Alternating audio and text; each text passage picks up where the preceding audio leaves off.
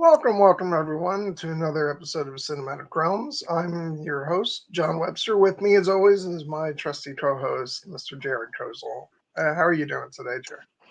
I am doing great. I'm very much looking forward to talking about this movie, which is one of my all-time favorites, and I'm very keen to hear what your thoughts are on it because I believe this was the first time you've seen it. Yeah. Um, yeah, as a matter of fact, it's funny. Usually I wait until the day of to actually watch something so it's really fresh in my mind.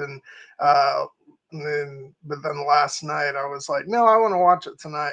Um, which means two things. One, it tells you I was excited to get to watching it, but also um, it may depend on you a little bit more for exact quotations and whatnot because it's not quite as fresh in my mind as it usually is. Where sometimes I'm going straight from watching something right into the stream, and that wasn't the case this week. So and although I did watch some bits of it today, mostly from the first half, just to kind of do a refresher. But yeah, no, I also want to talk about to sort of set the stage a little bit before we go into talking about the movie. It's like sometimes you're watching the right thing at the right time. And yesterday, especially last night, I wasn't doing particularly well. I was it's funny that I should be sort of thinking about life and all that kind of stuff prior to turning uh, this movie on, or either this one or the previous one before sunrise, um, because these movies meditate a lot on life. And um, and yeah, last night I was thinking a lot sort of about where I am, and also I'll just say it. I was thinking about my mom last night, and um, didn't put me in the best place emotionally. Um, and then I turned this movie on, and it didn't solve all my sort of emotional issues that I was going through last night, but it did uplift me, and it made me, at least for a little bit, think about the promise of life, um, and the fact that this might be a little sappy, but you might reach places in life where you think about those things in your life that are gone or might not come around again, or happiness is a thing of the past, and you're just kind of floating through life, and then all of a sudden uh, time is a funny thing where you might find yourself in a place to sort of doors that you thought were closed will open back up again. And so I was really happy to get to watch this movie last night because it made my heart feel joy. um kind of at a moment when I feel like I needed it. um so yeah, it's a roundabout way of saying that I really love this movie.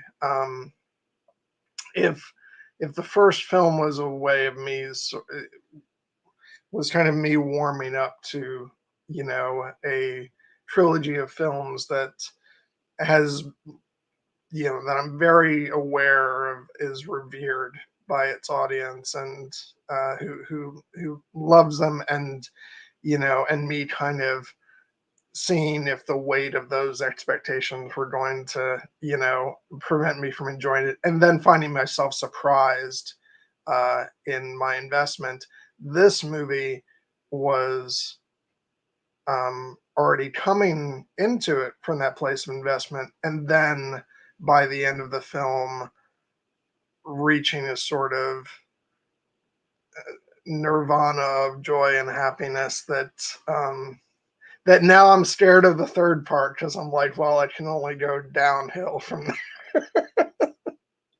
But we're going to focus on this part. I mean, I enjoyed this so much to the point where I had to prevent myself from instantly going online and buying the Criterion collection of the trilogy, because I am always conscious of trying to save money, and sometimes you know, my habits of collecting movies just I throw caution to the wind. And but I rationalized it by saying, you know what, it's not, if I ordered it, it wouldn't ship out today anyway because it's Sunday. So give myself a couple days, and if I still feel that way, we'll go ahead and press add to cart, because it is 50% off the Criterion collection at Barnes and Noble this month. So that's sort of aiding my my impulse, compulsion.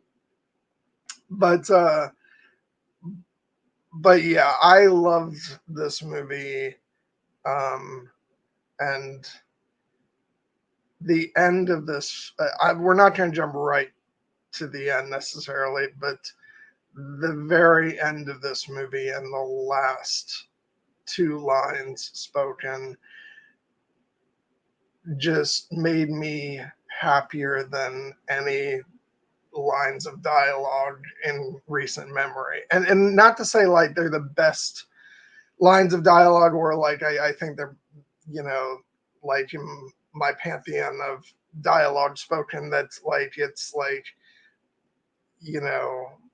most memorable or whatnot. But I mean exactly what I say, that they made me happier than any two spoken lines of dialogue in a long time. And there's a difference between like great memorable pieces of dialogue and things spoken that actually fill you with joy and happiness. And that's what the end of this film did for me.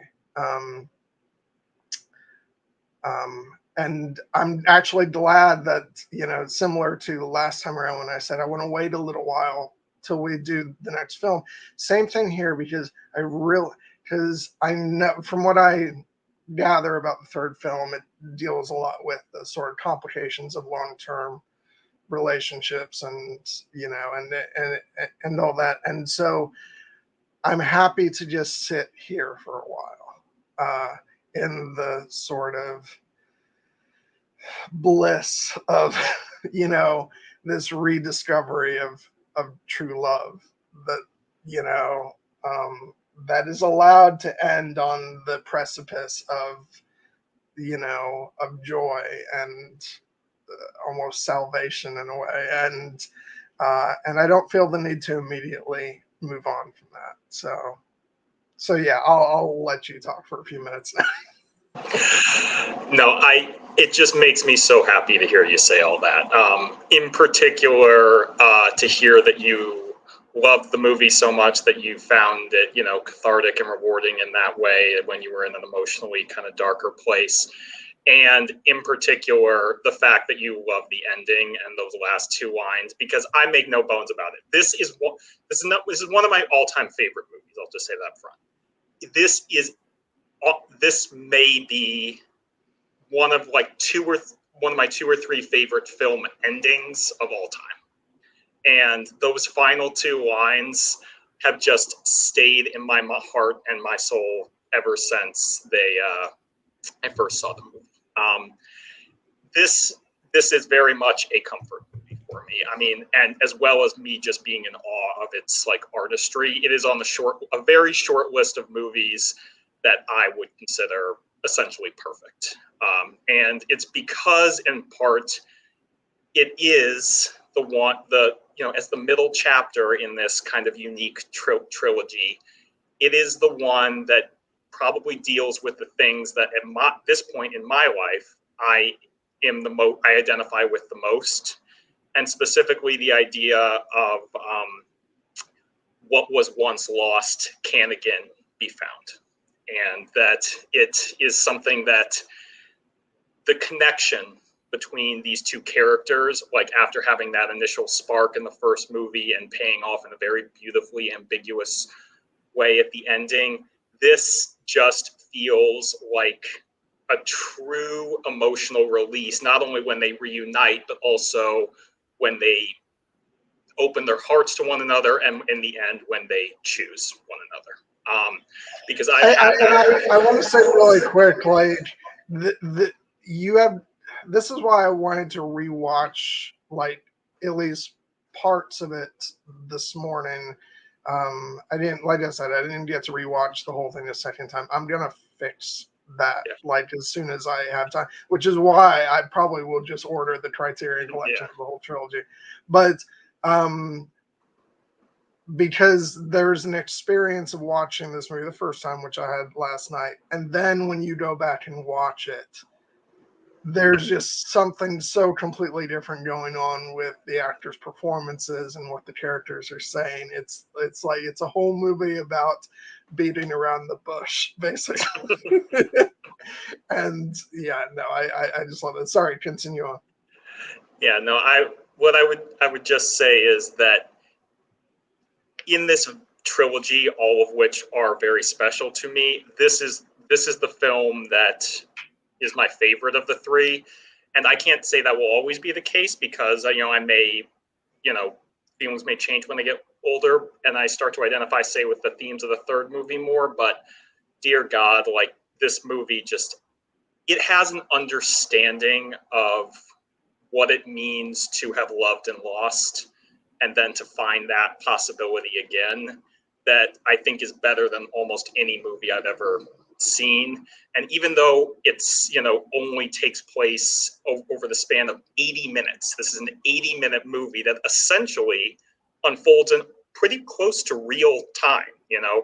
The time is a factor in all three of these movies, but even on the first one, they had one night together, but there was a little bit of skipping around. And the third movie also takes place kind of up against the clock more over the course of like a single day. This movie essentially takes place in this exact time frame with 80, 90 minutes of a conversation.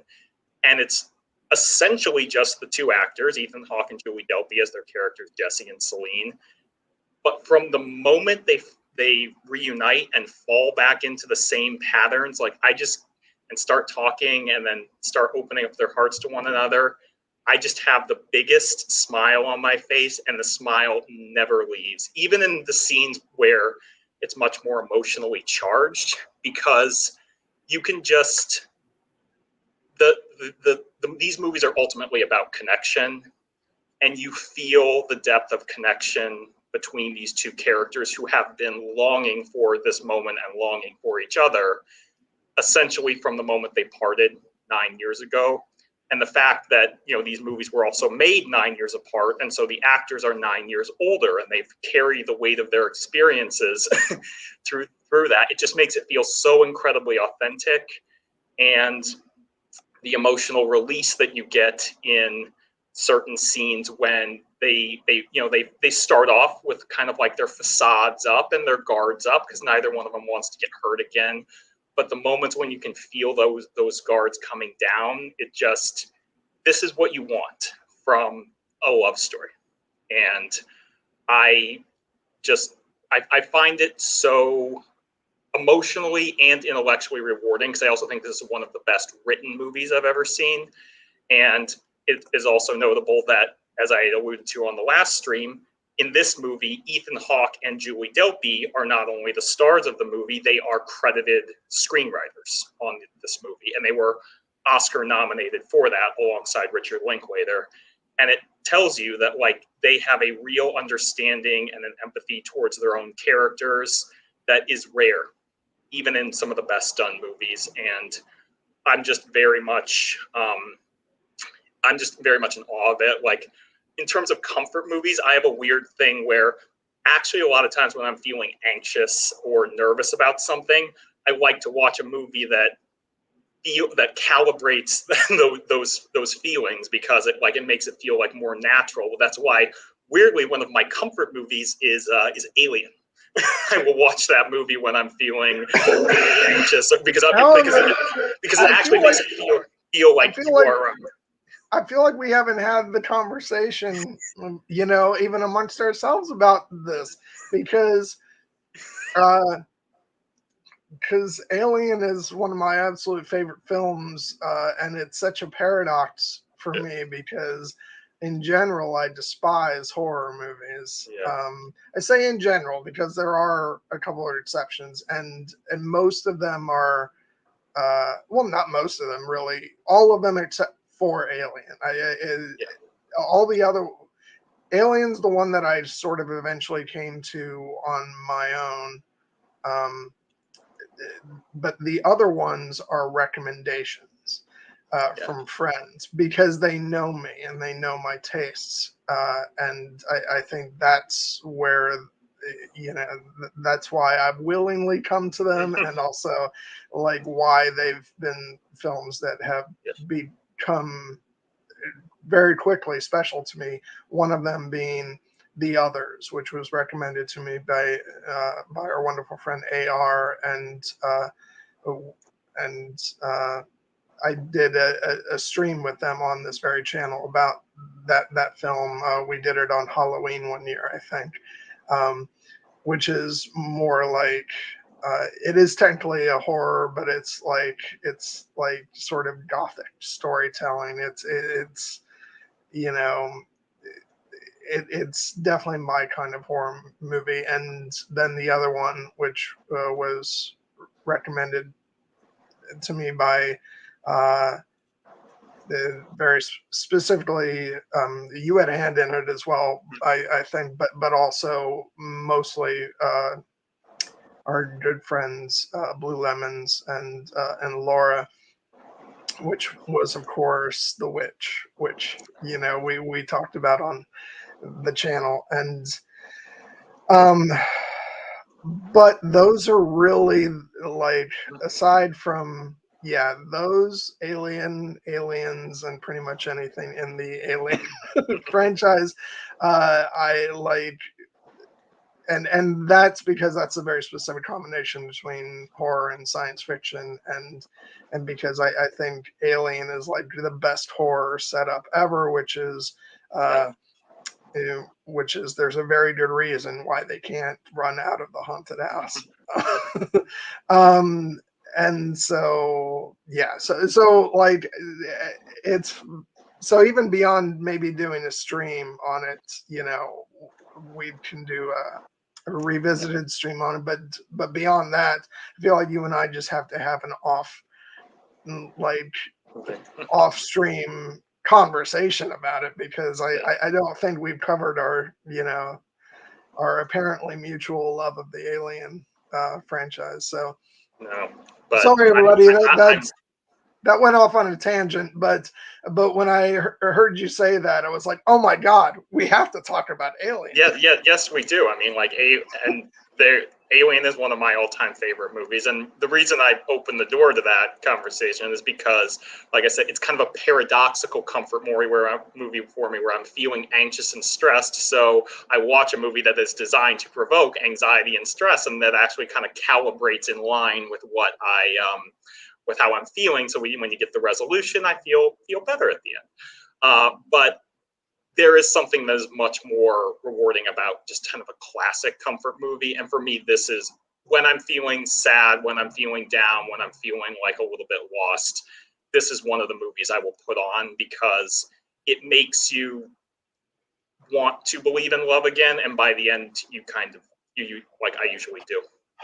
So, and for the final lines, which we will eventually get to, for me, it's really kind of, when I think about favorite final lines in movies, there is Louis. I think this is the beginning of a beautiful friendship. There is Well, I'm Back, and then there's this movie. So don't forget Mrs. Darcy. Oh, Mrs. Darcy. Yes. Especially when you watch the real ending, the American ending for the movie. But yes, like I'm glad you brought up Pride and Prejudice. No, because I'm always happy to heat. But like this movie is, to me, on that level of like a grand romance, even though it's obviously very different in its setup. You know, it takes place in the modern day. It's not like a classic period piece. It doesn't have the sweeping orchestral score, though it has some absolutely beautiful moments where they use music to outstanding effect. But it's 80 minutes of perfection for me, essentially. And it's been a long time since I've seen something that was just, you know, as short as 80 minutes. And you had told me that, but then when I actually turned it on, I'm like, well, shit, but that's 80 minutes including credits. You know, like that's a short movie for even for 2004. You know, that was incredibly short. And also, I don't know why I didn't think about this so much with Before Sunrise, but I'm very conscious of it. Maybe because it's more during an era of like films that I more clearly remember. Everything post 2000 feels like yesterday. um, but uh, I'm just aware of, like, you know, it feels like in today's movie making, you know, there's this sort of split line down the middle of, you know, and movies are either huge, gigantic blockbusters or they're small, independent movies. Then this came out during an era where there were still like movies, lots of movies in the middle, where yes, you did have big, huge blockbusters like Pirates of the Caribbean, Lord of the Rings, all that stuff.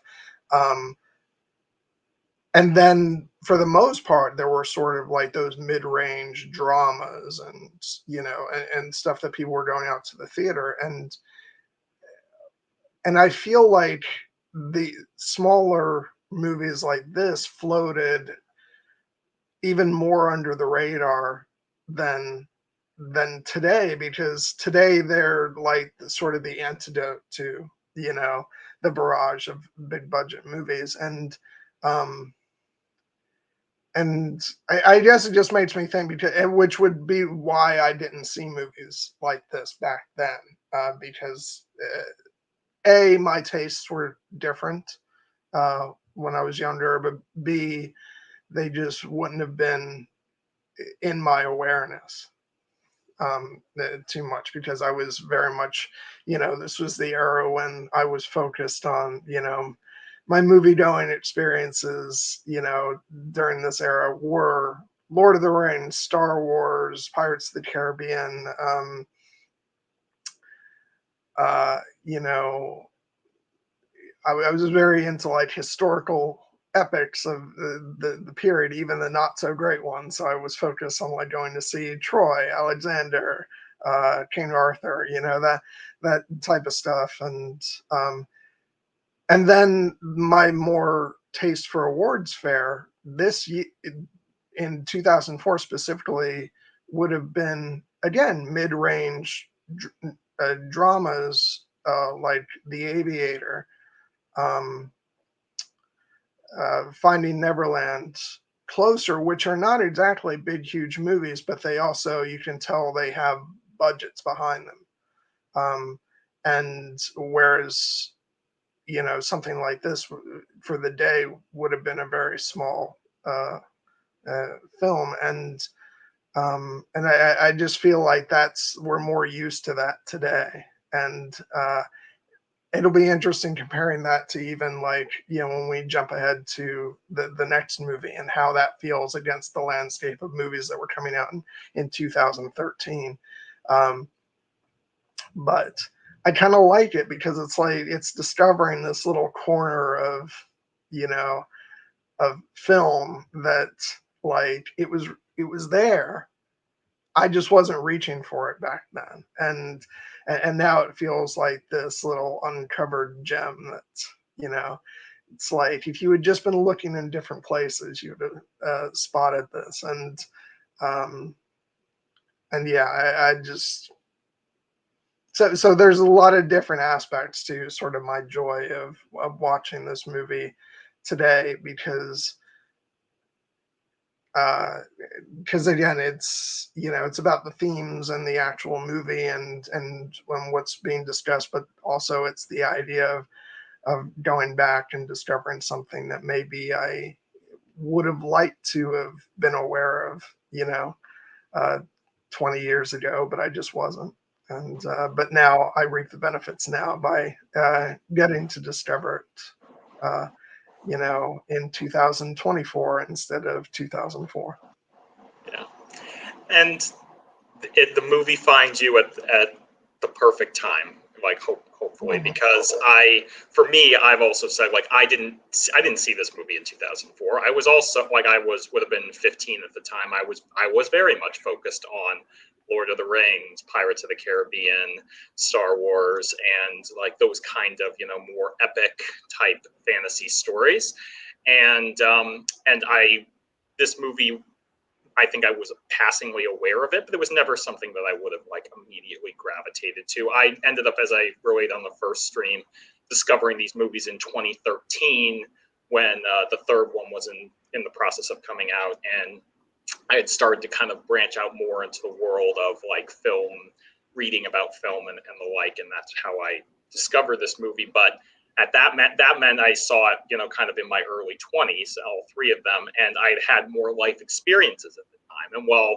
I hadn't had the exact experience that these two characters go through, I just had such a better understanding of where they were coming from emotionally in this movie, and it taught me things. Like it has like, there are certain movies that have like, I feel like have made my life better and made me a better person, because in recognizing the emotional conflict that characters are going through, I see how they handle it, and the healthy way to handle it and the unhealthy way to handle it, and then can try to pitch myself towards a better approach. And talking about, we'll talk about those moments when we get there, but just in this case, I just found what the characters were going through to be so relatable and so authentic, not only to their own lives, but just to the human experience. And I think that's why it has stuck with me for as long and as deeply as it has. Yeah. Yeah, and just to say again, like before we delve into like details of the scenes and stuff like that, I'll just say once more that like I wasn't in a good place last night. I Mother Royan, thank you very much. I wish I had been having nightmares last night. It would have been better than I was wide awake throughout the night, and I was, although I'm sure neither one is good, but yeah, it was just one of those, like, she's always in my thoughts, but then sometimes I sort of lose control of my composure, and I just get really, really sad. And so I'm glad that I had this movie last night, because of all the reasons I talked about before. It just it gave me 80 minutes. I was going to say 2 hours, not 2 hours, 80 minutes of joy, which is what I really needed last night. But yeah, which again is why, like I said before, I'm in no rush to jump straight into the third movie, because right now I need I need the bliss that the end of this movie offers. And yeah. Anyway, before I get to just start crying on screen, let's just go into talking about the movie. I just, again, like I was saying before, this this movie has layers to it that that are very rewarding on like a second viewing, and that's why I got to watch a little bit of the first half of this movie again today, because it starts up with the interview that Jesse is giving, and it's just so clear watching it, like, based, on stuff he says. Yes, he absolutely wrote this to find Céline, like, and then, it's like, is the book autobiography? Yes, for fuck's sake, of course it is. I'm literally pouring my heart and soul out to the world, so I can hopefully, find this woman who meant so much. I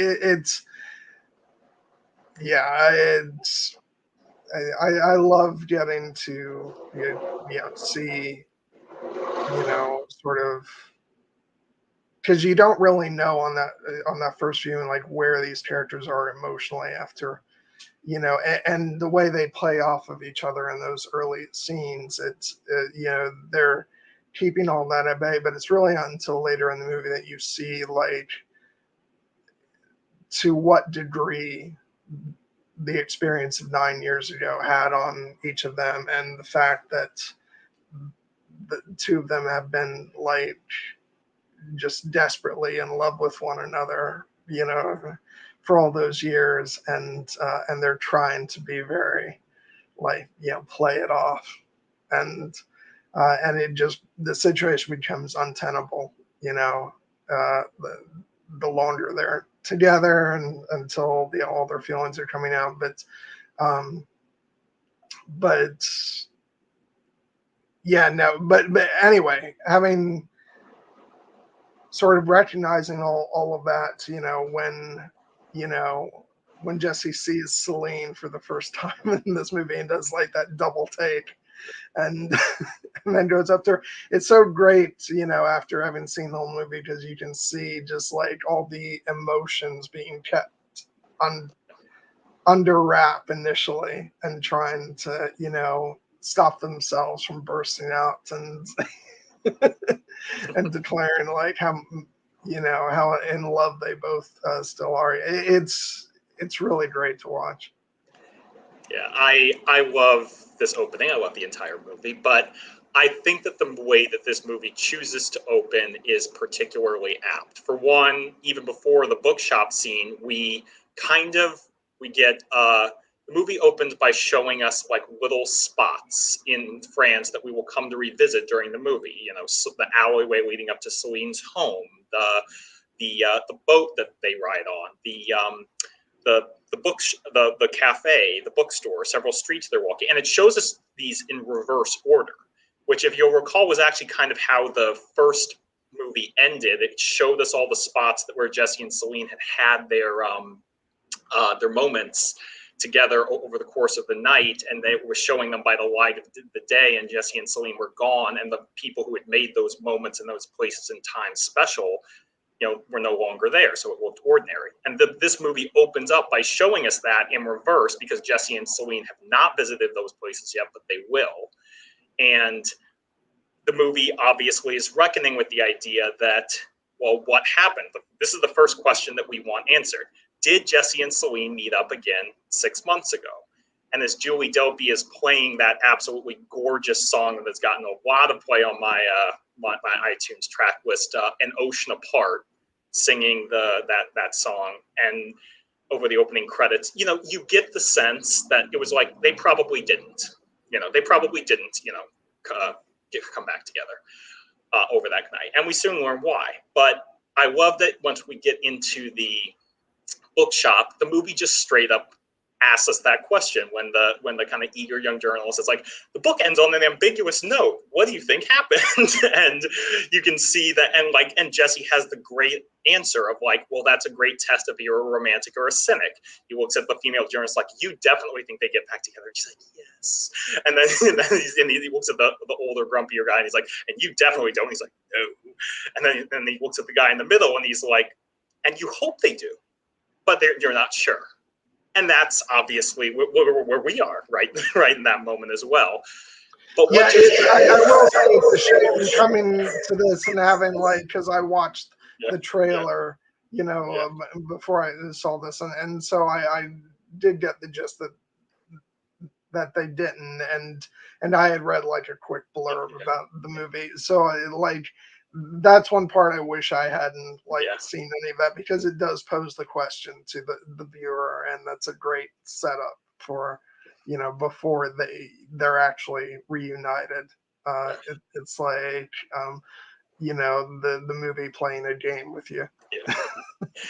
Yeah, and I love that it does that, not because it's like a meta question, but because it is very much in line with the themes of the movie and the themes of the previous movie about that we had gone in detail about, like romanticism versus cynicism, and what we ultimately learn about these characters, how they had poured so much of their hearts into that one night that they essentially haven't been able to, you know, get on or progress, even though they're doing a pretty good job of hiding it. And one of the things that I love about Jesse talking about the idea of the next book that he's thinking of writing is he's talking about, you know, moments within moments, and how time folding in on itself, and the perspective that time could possibly be a lie, because you're experiencing these moments, even though they're memories, you're experiencing them right now. You're experiencing them in this moment. You're feeling the emotions. And of course, as he's giving that speech, that's when the camera shows us Céline. And it shows us that she's standing there and watching him and smiling. And it doesn't explicitly confirm for us, did he know she was there when he started this conversation, or did he just notice her when he was in the middle of this? But clearly this is what he has been thinking about this entire time. This one night, and how it has shaped his life, you know, for immeasurably for the better, but also immeasurably for the worse, because ultimately, as we learn, it became a source of incredible joy and incredible pain that they made the decision not to exchange contact information. They said they would meet back up there in 6 months, and tragic circumstances, namely the loss of Céline's grandmother, prevented them from reconnecting. But they had to live with that uncertainty for years, because they had no way to contact each other. Did the other person even show up? Had they forgotten me? Have the feelings changed? And the terrifying intensity of those questions that had to be gnawing at both of their hearts, and like comes out in the moment when they see each other again. And it's that they are living both those moments simultaneously, because in many ways they never left that moment when they said goodbye on the train station platform. And so I think it's a brilliant little piece of writing, you know, again, kind of metatextual, but in such a way that feels very elegant and doesn't feel like the movie is deliberately drawing attention to itself. Like, yes, this is a sequel to the first movie. It's like, no, it's like these were moments in time that these characters experienced in their lives. And as one of them, as Jesse says later, I remember that night better than I do entire years, because in many ways he has never stopped thinking about it. And though Céline, during the early part of the movie, does a little bit of a better job concealing it, she's clearly never stopped thinking about it either. Oh yeah, no, he has a terrible poker face. Just like she's like, I can't believe you remember that, and he's like, I remember everything. You know, that's like, oh, you said the quiet part out loud. Yeah. And speaking of terrible poker face, one of my favorite moments of comedy in the movie is when she's asking, like, were you there on the platform? And he's like, well, were you there? You know, and he's like, no. And then she's like, but I would have been there. You better have had a good reason. And he just kind of gives her the sheepish look, and then you can see the realization dawn on her face. She's like, oh no, you were there, weren't you? and she starts laughing, and we start laughing, but because it's funny, but it's also heartbreaking, because you can see that, like, it's exactly as Jesse says, like, yeah, I flew over there and you weren't there, and my life's been a big nosedive ever since, but it's okay. It's not okay. Yeah, no, and then he plays that off as a joke, but it's like, oh, but it's true. Yes. Uh, Oh, yeah, but I just love the way that they structure it and how they set up the central conflict, because it's like they finally come back together and now they're going to have this conversation. But oh wait, there's another ticking clock, because guess what? Jesse has to get on a plane in like a couple hours, and so they're just after being reunited, they're going to be separated again. And so from the outset, we have our conflict set. The idea of, well, did Jesse and Céline reunite? No, they didn't. But are they going to get together this time? God, I hope so. Oh crap, they're up against the clock, and they're only having 80 minutes or 90 minutes together, and you're like, that's not going to be enough. And the great beauty of the movie is, yes, it is. Yes, it's more than enough. God, yeah. Yeah, and I will say one of the other one as a spin that this movie is able to play is that, which would have been really something to watch when this movie actually came out, but of course then the topic of like America and America standing in the world in 2004. It definitely comes up as a topic of conversation, and I love that. I was really worried you were going to be one of those freedom fries Americans. It's like, oh God, yeah, I remember that. I remember it.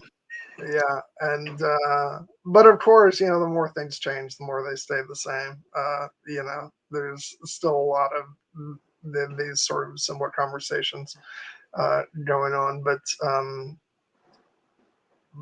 yeah, no, I thought that was great. I love his comment about, do you have any particular imperialistic countries in mind? No. Yeah, that their dynamic in that this opening scene, after they get past the initial idea, like answer the question of, well, did you show up on that place, that train station in Vienna 6 months later, like we promised? Oh no, you didn't. There was an understandable reason. We were obviously both like heartbroken over it, but now we've essentially, moved on with our lives, for better or for worse, mostly for worse, as we find out. But it would be easy to crack the movie open right there and kind of interrogate that loss. Well, how did that make you feel in that moment? But because the characters are trying to, guard their hearts so closely in the scene to try and avoid getting heartbroken again, they actually end up falling back very quickly and very easily into their familiar dynamic, where they're talking about, like, what have you been up to since what are you doing for your career? They very pointedly do not engage about the topic of, well, are you seeing anybody else? Because that's a sensitive subject on both sides. But they just have that easy dynamic. And the moment when, as you were alluding to, they're talking about where Céline is kind of lamenting the state of the world and all the problems in it that she's trying to address as in her work for Green Cross. And Jesse is trying, like, to give her a little bit of hope. I think things are actually getting better. And she goes on a little bit of a rant, and then he kind of responds to that was like, I realize there are problems in the world. I mean, I don't even have one publisher in the whole Asian market. And she immediately laughs at him and, flips him off, and they're like kind of grabbing each other's arms in a very affectionate way. And you're like, we're right back. It's like they haven't missed a beat. Like this is only their second time ever meeting, remember, but they just feel instantaneously like old friends, like lovers, and they have that comfort and ease with one another that just feels so natural, and immediately tells to the audience, like, yes, these people belong together. It's immediate and obvious and clear. And now the question of the movie becomes, will they realize that in time? And I think that the conversations that they have over the course of the movie are designed, again, in a feat of writing by Richard Linklater and Ethan Hawke and Julie Delpy, to essentially slowly peel back those layers of, the the facades that they have built up guarding their hearts until they can't avoid the awkward subject anymore. Like it's notable that I don't want to skip too far ahead on this front, but this movie is 80 minutes long. The moment when it's finally revealed to us and to the audience that, for instance, Jesse is married and has a kid at this point, it comes at almost exactly the 40-minute mark, almost exactly at the midpoint, and it kind of everything before that is just them reconnecting.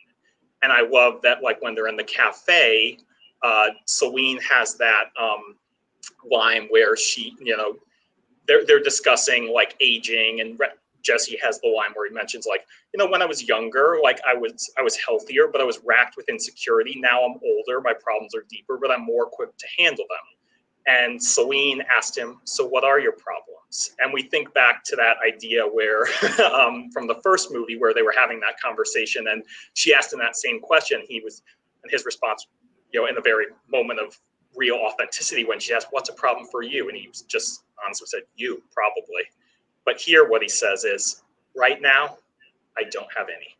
I'm just so happy to be here. And obviously he does have problems, mainly in his marriage and how unhappy he is with it. But he's telling the truth there. Right now, when he's with her, he doesn't have problems because he's back with the love of his life.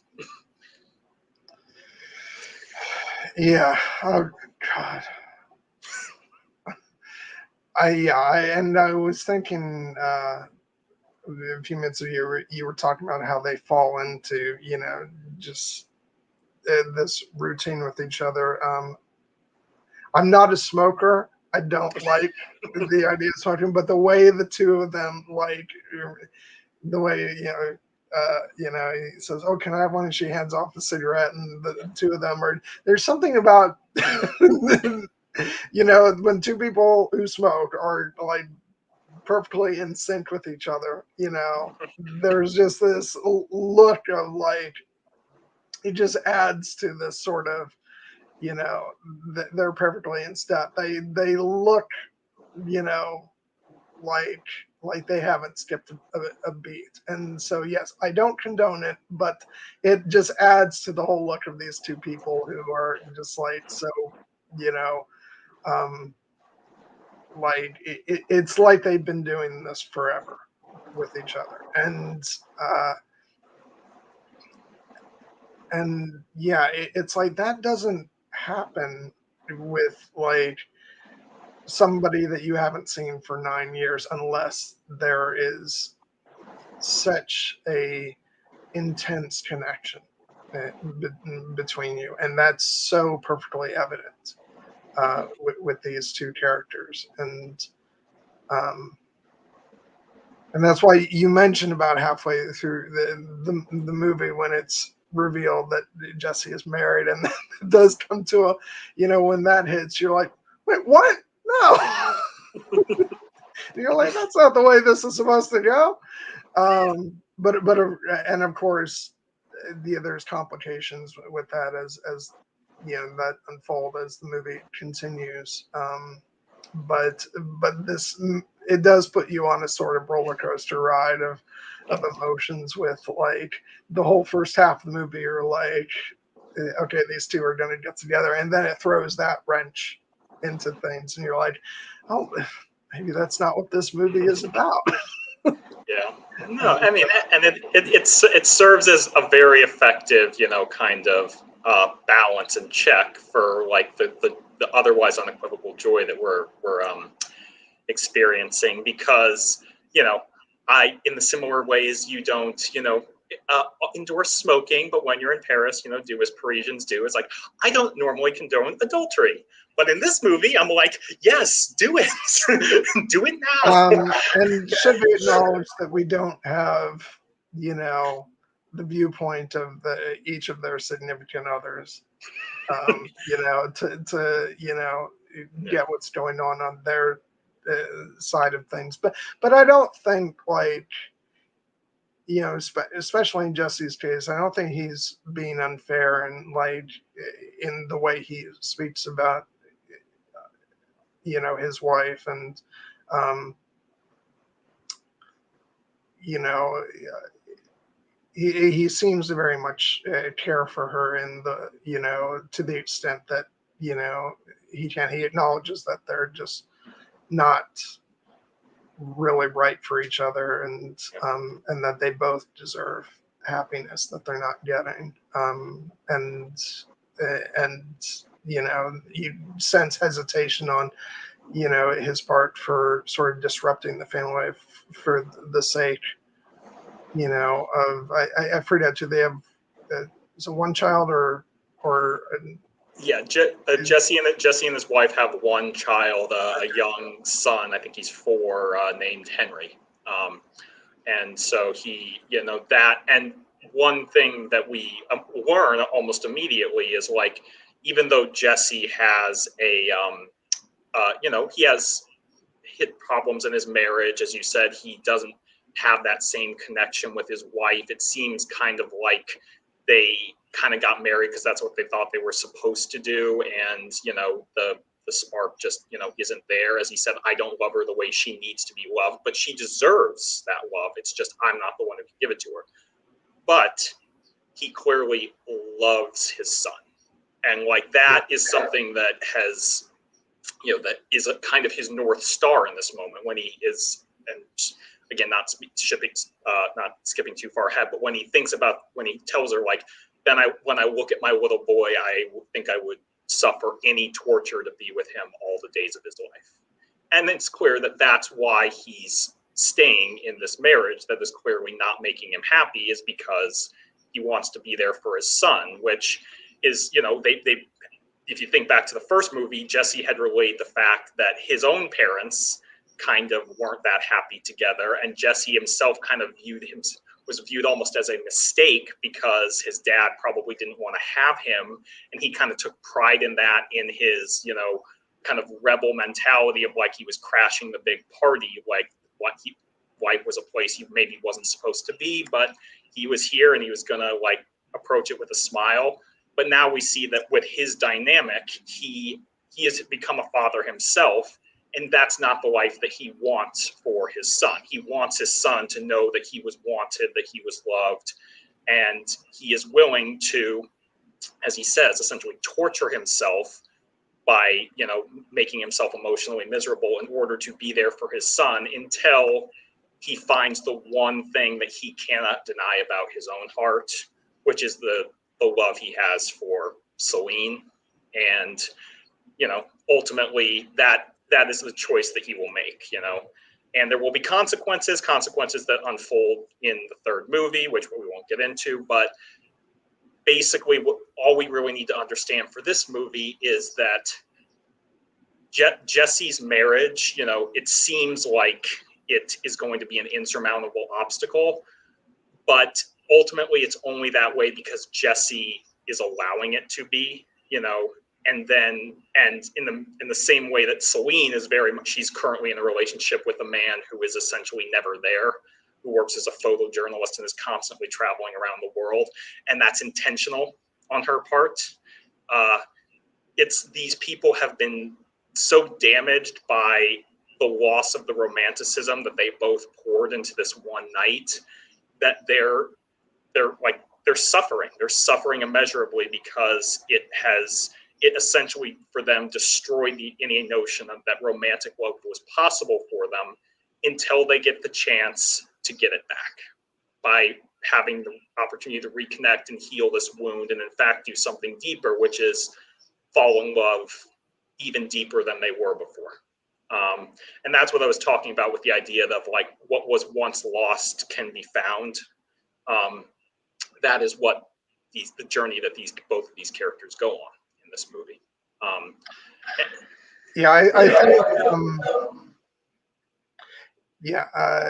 I will say that this is not a movie that makes a claim that it's two characters are perfect, virtuous people. You know, but I don't think anyone can deny watching this that it's very clear that these two characters are soulmates, and that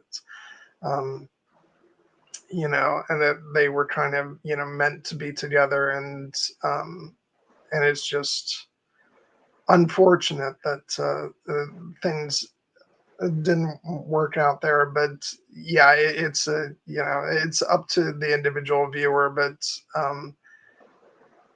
but yeah, it's whether you think, and to be clear, this movie does not end on a sort of definitive note of what happens next. Once again, we're kind of left to theorize. So within the context of this movie, it's not like they have an all-out affair or anything. Who knows? Maybe they did, and that's revealed in the next movie. But uh, but I think it is very clear that they rediscover. Each of them is rediscovering their soulmate. In the course of this movie, and and it's a question of, well, what's the right move to make after that? I think if they're both fair to themselves, the logical next step is, again, in Jesse's case, what do you do what's best for, uh, you know, do you live a life of happiness and show your child that that's what you should be living for, or do you stay in the marriage for the sake of the kid? I don't have the answer to that question because I haven't been put in that position. One hopes that you don't end up in a situation that complicated. But what isn't in dispute is that these two are clearly madly in love with each other, and um, and have been ever since they met. So, and I don't think that is disputable at all. Yeah, and clearly the fact is that had circumstances been different, these two would have reunited on that platform in Vienna, Yeah. 6 months later, and they would have picked right up where they left off. And now maybe that wouldn't have been the right time for them. Maybe if they had come back together, as Jesse kind of postulates in that fictional ending to his book that his editor made him cut because he's like, no, people don't want this to read this, and he's right. The idea that they come back together and they're immediately making love, but then they start talking more and they realize they actually don't get along at all, and you're like, no, we wouldn't have wanted that. But Jesse is fundamentally right in the sense that for some reason life just misaligned on this one, that there was something off. And specifically when, again, we're kind of jumping around, but it's easier to track this emotionally than narratively, when he's talking on the tour on the boat about like, oh God, why weren't you there in Vienna? And he's like, our lives might have been so much different. And he's right, because he's like, what if your grandmother, who's attending her funeral was the reason that Céline wasn't able to be there. He's like, what if she had lived a week longer, or passed away a week earlier? Well, then Céline would have been there, and this wouldn't have happened. And the moment that really like gut wrenches me is when it's revealed that Jesse and Céline had actually both been living in New York at the same time when she was studying at NYU and he was living there. And when he's talking about driving to his wedding, and like he's like, I was thinking about you all the time, and then even when I was driving to the church, I thought I saw you on the corner of 13th and Broadway, folding up an umbrella and going into the store. And then Céline just quietly says, I lived on 11th and Broadway. God damn, it just crushes your heart, because you're like, they were so close. If any of these things had happened, Jesse might not have found himself in this marriage that is making him miserable. Céline might not have had a series of romantic relationships that were constantly like causing her to harden her heart, and eventually end up in a long distance relationship with an emotionally distant guy who's never there, and that's kind of what she's resigned herself to. This didn't have to be their lives. Circumstances and fate made it so, but now the fact that they have come back together, it's like, well, you've got a second chance. Are you going to take it? And ultimately, that bit about her, my reaction was fuck. Because like that is right there, and it's only because the realistic part his head was saying it's impossible for that to be her because she's not even here. She's in a whole different country. Like,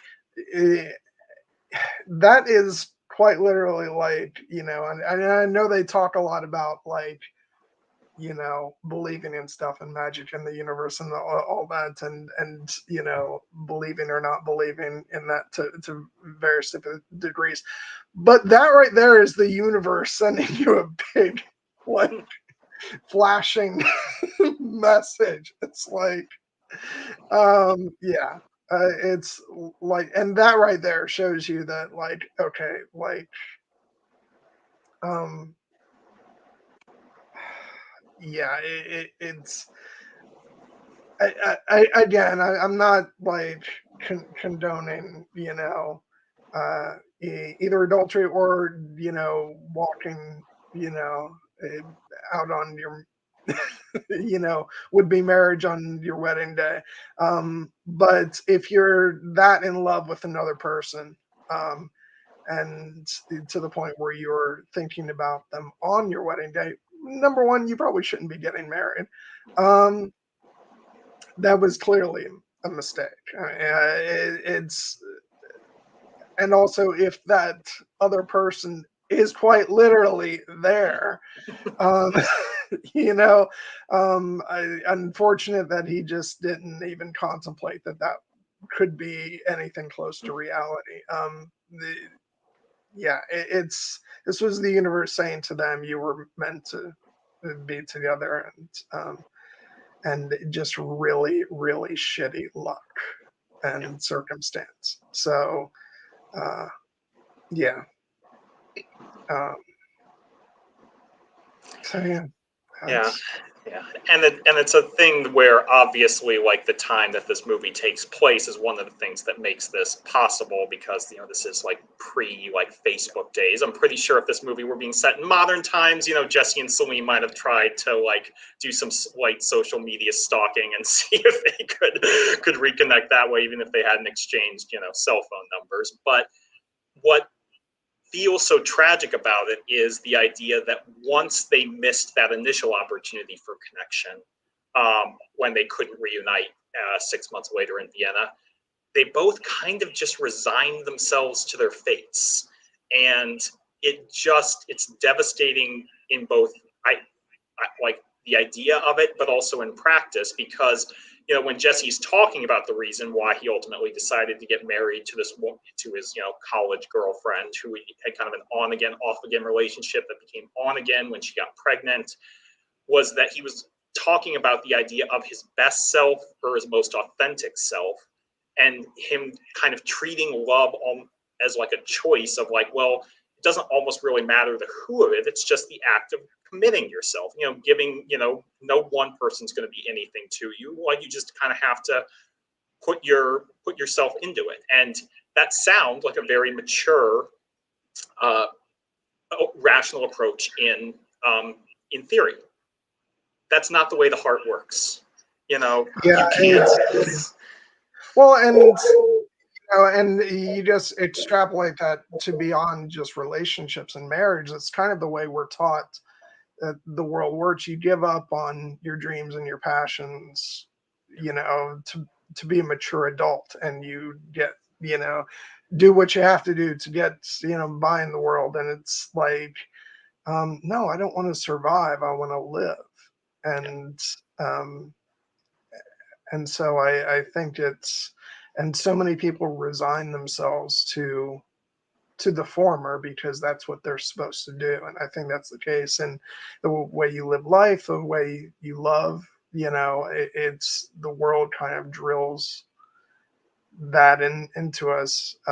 And that, I think that's what Jesse is coming to terms with, that's what he did. He tried to do the responsible, sort of adult thing. And it's left him feeling, adrift and bitter and, Yeah. and unhappy.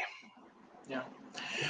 and that it's all the more powerful when you think back to how we met Jesse and Céline back in the first movie. You know, we talked a lot when we did our discussion of Before Sunrise about how at that time, you know, Céline was very hopeful and very like romantic and very like open with all to the possibility of this connection, and Jesse, you know, while clearly a very deep romantic at heart, had a little bit more of a cynical edge to him because he had just been broken up with.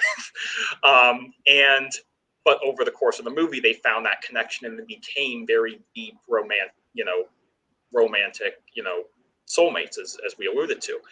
And to see them where they are in this movie, like clearly that night unlocked something for Jesse, because not only did he fall deeply in love with Céline, but like he poured all of his passion and his pain from that night into writing a book about that experience, a very romantic book that has, you know, captured the imagination of a wide audience. You know, it's a bestseller. Like he clearly was able to convey that emotion. That's not something that like a cynic can necessarily do.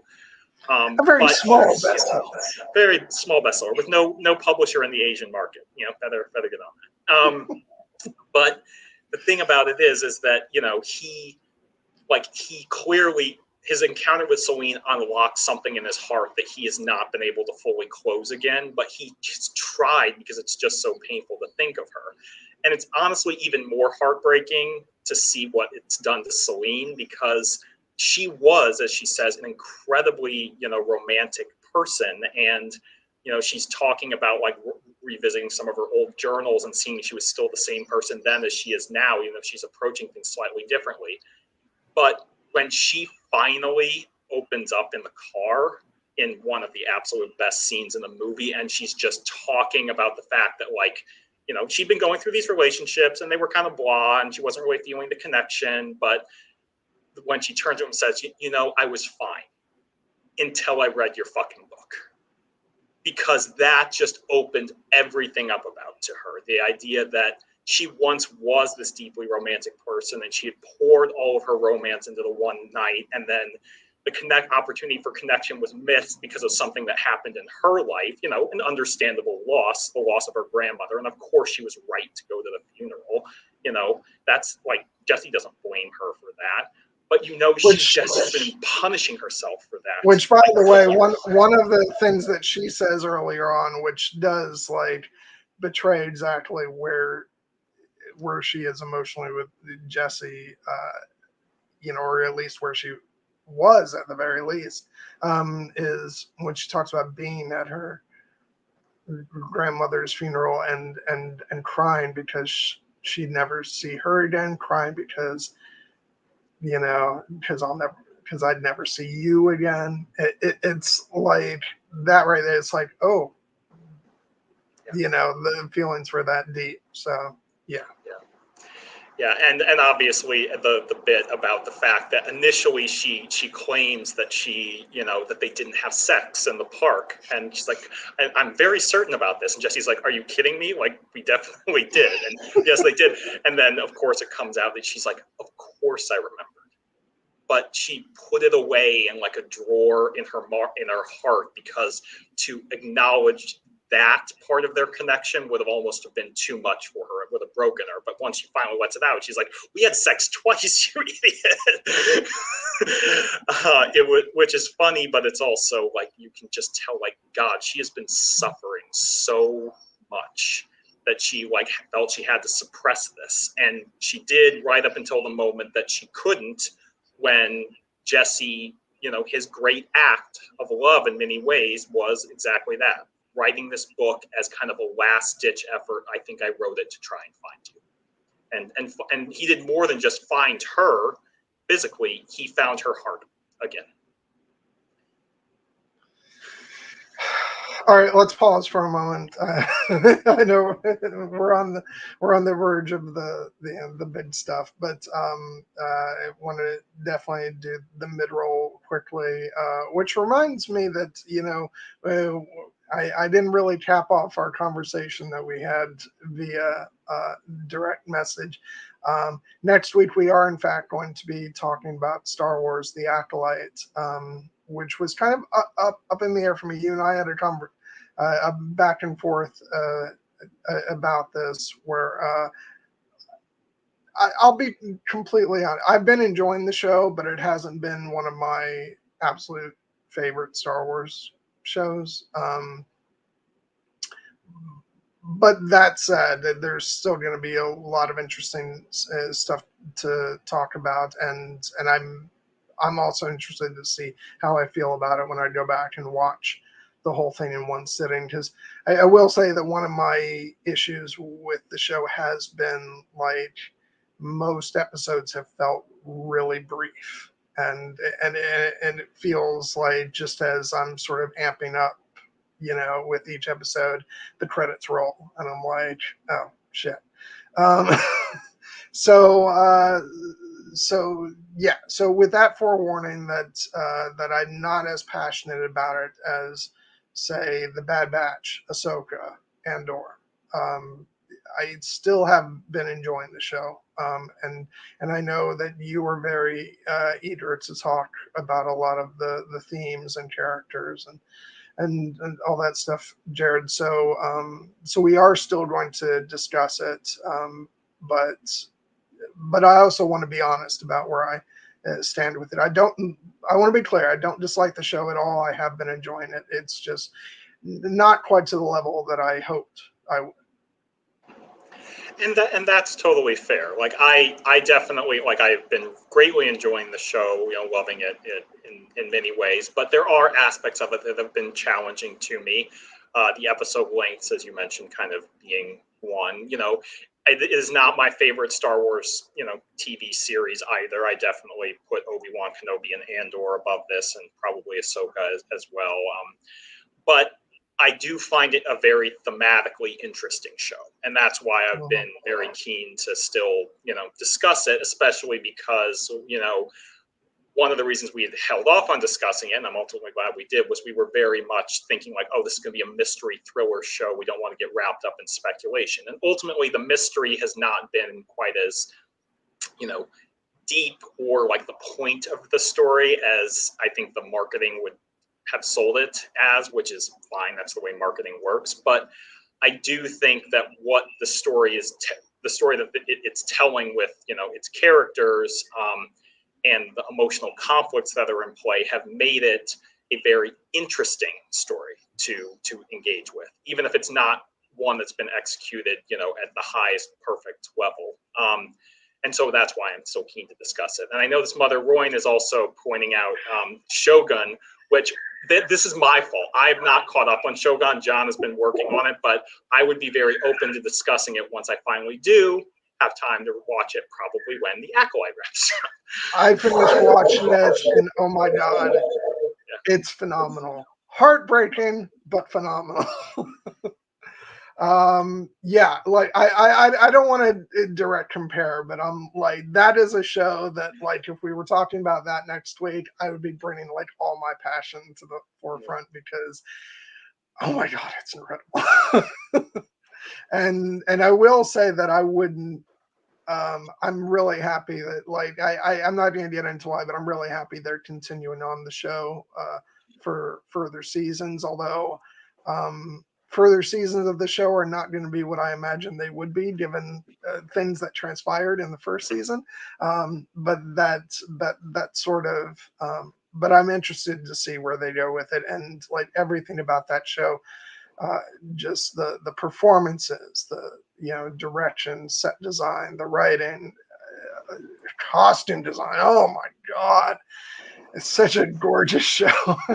And yeah, it's just out of this world amazing. It's, I was excited about that show from the moment I first saw the very first like preview for it, and it took me a while actually to get around to sitting down watching the whole thing, just because of various reasons, whether they're work related, other stuff I had to get through. I just recently finished a whole watch of 7 seasons of Star Trek Voyager, so that was putting a lot of things on hold. But yeah, no, Shogun is fantastic. So Jared, get on. Watch. I know you watched like the first episode or two, and now you're gonna restart it when you do. I think that's a good idea, and yeah, you're not gonna regret it. It's oh my god, it's so good. Yeah, I like I said, I have every expectation I'm gonna love it. I loved the first episode. I just, for such an emotionally intense show, now that I've started my new job and have a bunch more like different responsibilities, I've unfortunately found that I really only have time to watch like maybe 2 or 3 shows at once. And right now, the shows are being taken up by The Acolyte, House of the Dragon, and the third slot has been me revisiting the His Dark Materials series, inspired by one Daphne Keane, who we will be continuing to focus on because after the week after The Acolyte, as we've previously said, we are going to be discussing Logan in preparation for Deadpool and Wolverine, and then we will be revisiting. And maybe that's another part of my grumpiness with some aspects of The Acolyte is like I think Daphne Keane may have been like my favorite part of the show, and spoiler alert, we won't get into it yet, but there's reasons for me to be bummed on that front. But yeah, no, she's fantastic. I like now that they're actually bringing in parts of the Fox universe into the MCU. I really am hoping and praying that she gets an opportunity to come back and play X-23, the grown-up X-23 in some, whether it's in the multiverse stuff or whatever. It's like, come on, she's even in the Disney family now, so like, come on, do it. And yeah, and the yeah, I was gonna say that was unintentional, but as Palpatine would say, do it. Yeah, no, and we're gonna be talking about Logan. After we do the Acolyte next week, the week after that, we'll be talking about Logan, which, for my money, is the greatest. Definitely the greatest Marvel film, and just one of my absolute favorite films of all time. I like it's it's like the only reason why, and again, I know neither was like ranking, but like if it wasn't for the absolute brilliance and genius of Blade Runner 2049, which we talked about last week, like Logan would have been my favorite film of 2017. It's just it's so amazing, and I'm always going to be kind of grumpy that Logan wasn't the first Marvel film to get a Best Picture nomination, which it should have been. But what are you going to do? It did get a Best Adapted Screenplay nomination, which I'm very happy about. But we'll get into all that when we talk about that, because we'll be talking about Logan, and then the week after that, looking at a couple weeks ahead, we are planning to talk about Deadpool and Wolverine. So yeah, looking forward to when that comes out, and then after that, I'll be on vacation for about 2 weeks. So we'll see what comes further on down the line. But yeah, we got lots of good stuff coming up. So yeah, and anything else you want to say? No, I just wanted to give people a little bit of a preview and promise there's more good stuff coming down the pike. And in our discussion of The Acolyte, it is still going to be very positive, especially on my end. But it's fair that sometimes if I want people to feel like we are approaching it honestly. So if you have problems with the show, John, don't hold back. I'm happy to. Again, it's less having any like quote unquote problems with the show, and like I can't point at anything and say like I'm negative about this. I just like a big part of this channel has always been that I talk about things that I'm very passionate about.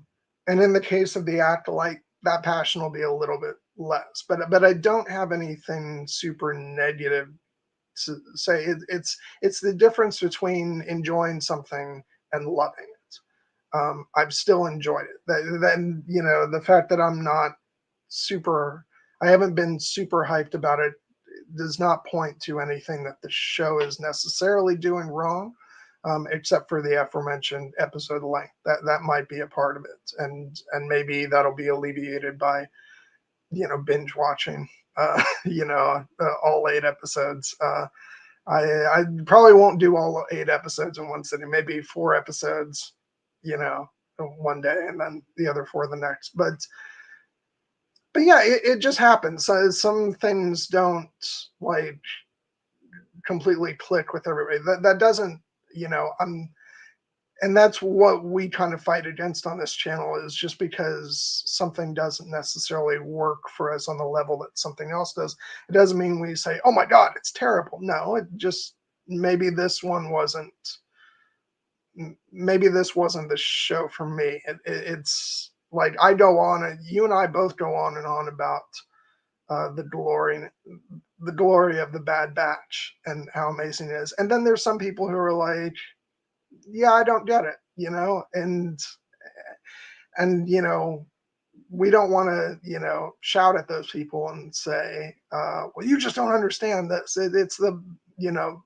some of the best stuff Star Wars has ever done. And yes, we believe that to be true. But if somebody just doesn't go for it, you know, that's just the way the cookie crumbles, you know. It's, you know, I know there's a lot of stuff that you know, I just talked about last week, how the original Blade Runner, that's a movie that I respect a lot, and I see what a landmark film it was, but it's never been something that has engaged me emotionally, at least not the way that 2049 did. So it's just the way it works, and this is one of the sort of hazards that, and it won't be the last time we encounter this, where, you know, if we're talking about something that's new, you know, that is not a pre-established quote unquote favorite, then this is going to happen where, you know, we'll be talking about something that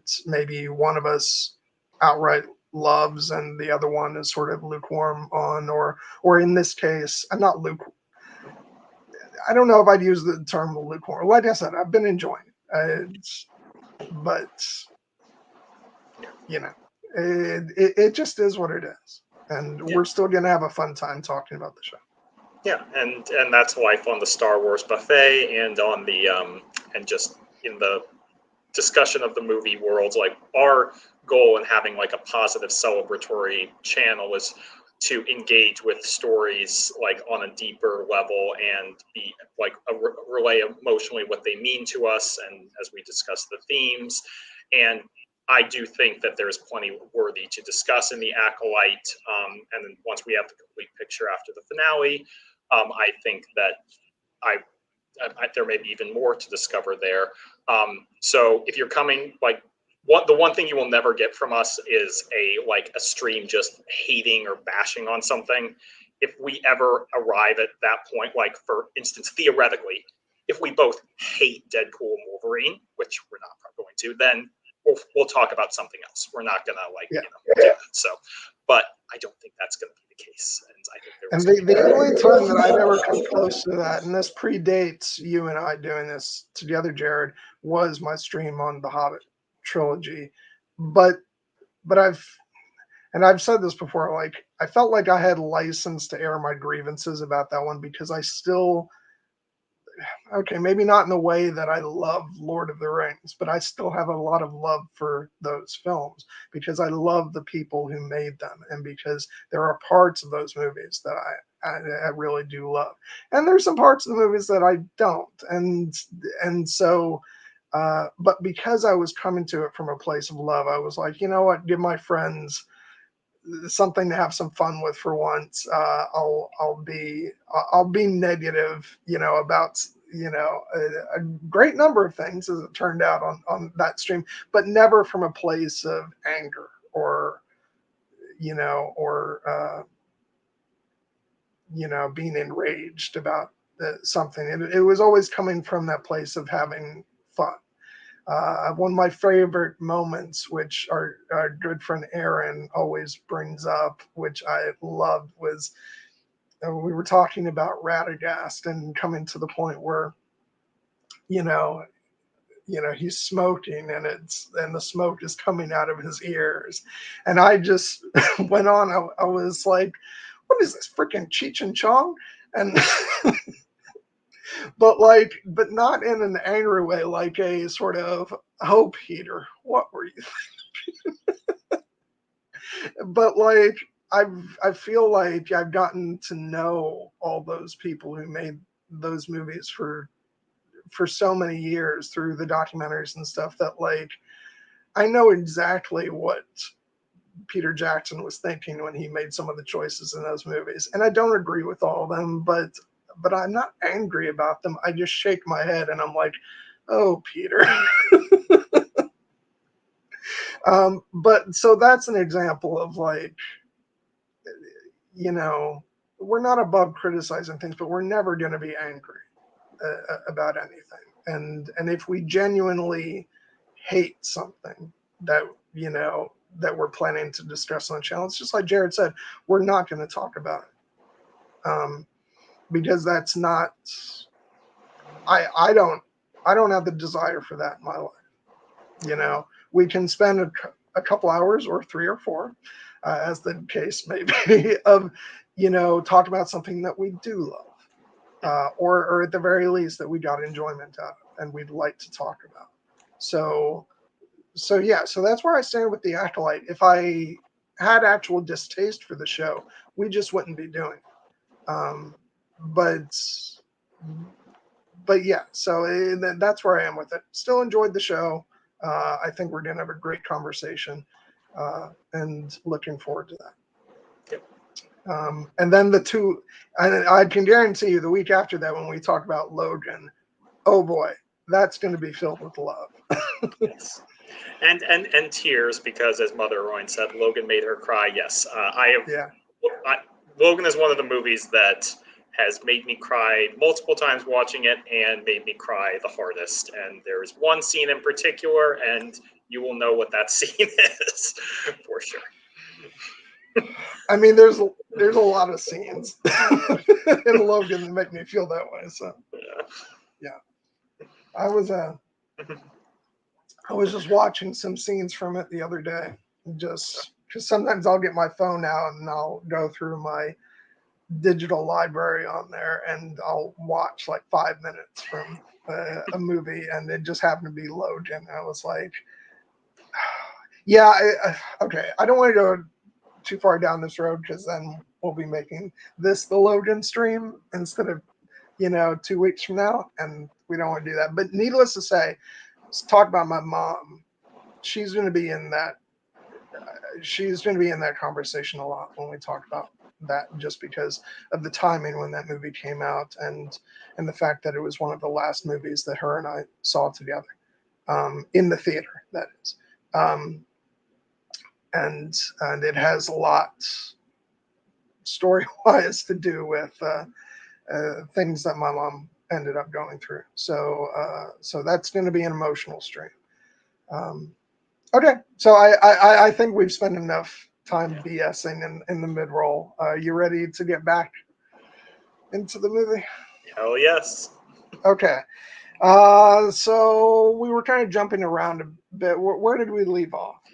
Well, I mean, we had essentially been talking about the fact that Jesse and Céline had clearly had poured all their romanticism into one night, and it was essentially killing them that they were no longer able to be that romantic person, because they thought that there was a possibility that they would never reconnect. And that comes out most potently in the scene in the car, which again is one of my favorite movie scenes ever. But even before we get to that, just to back up, it's I do think why that scene is so emotionally impactful is because we have the first half of the movie. As I had mentioned, the revelation that Jesse is married comes at almost the exact midpoint and essentially serves as the reversal of the conflict that we had been thinking about, because for the first part of the movie, we have really just been focusing on the idea that, like, oh, these two people have connected. We clearly see that they have that connection. Now the question is just, it's a race against the clock. Are they going to have enough time? And then the marriage throws a big, complex wrench into the I like the way that's played, because it's not played as anything as trite as they're going along and happily having this conversation, and Céline doesn't know that he's married, and he springs that on her. That would have, I wouldn't. I like the fact that she knows, because she's read about it, and it gets, and so they're both ahead of the audience in terms of each. Obviously, he has the information because he's the one who's married, but like, she already knows. So then it's presented as something that makes us go, whoa, wait, it's something that the characters knew, but that we didn't have that information, and now we do, and it throws a wrench into what we've been watching.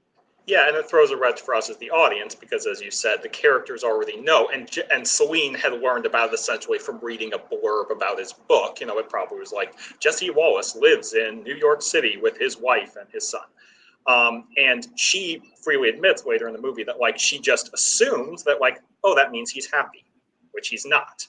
But in a weird way, it almost might have been freeing for him in that sense, because when she goes, she seeks him out. She goes to see him at the bookstore and initiates the reunion. And in many ways, it might have been her recognizing that, like, oh, well, I'll go see him, but then, he's married, it's not going to go anywhere. We'll just get this, like, closure.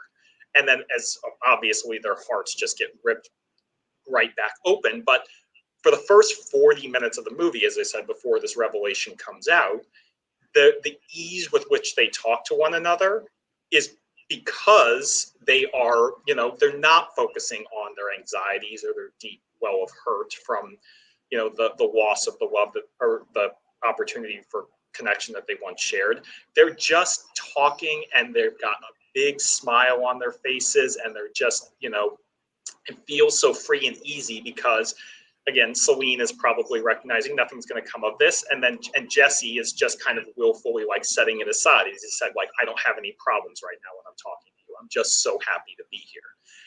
And that's what allows them to kind of get back into the rhythm of, the first movie, when a lot of what they talked about in the first movie was things like magic in the universe, and, what it means to, like, devote yourself to something bigger than yourself. Like, I absolutely love the Céline speech in the book, in the cafe, where she's talking about the idea that, again, this is one of those things I mentioned that has kind of, like, informed my life, and I try to, like, live up to this idea, where she talked about the people who, do the real work often don't have, the ego or ambition to be a leader. And she's the one who's relaying the scenes about the fact that, like, some of the kindest, most hardworking, empathetic people she's ever met were the people who were working to get pencils to the kids in the little Mexican country schools, because that's what they cared about. It's like they actually enjoy the process of helping others. They're in the moment.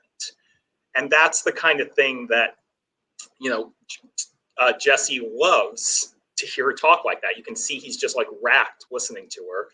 And it's fitting because they're both talking about, like, what it means to have that relationship with time and trying to get somewhere else, somewhere better. Jesse relates the story about the band and the fact that, like, when they were younger, all they were thinking about was, like, trying to get somewhere else. Like, they were trying to get a record deal. And now the band's over, and he's just like, I would have been able to appreciate it so much more.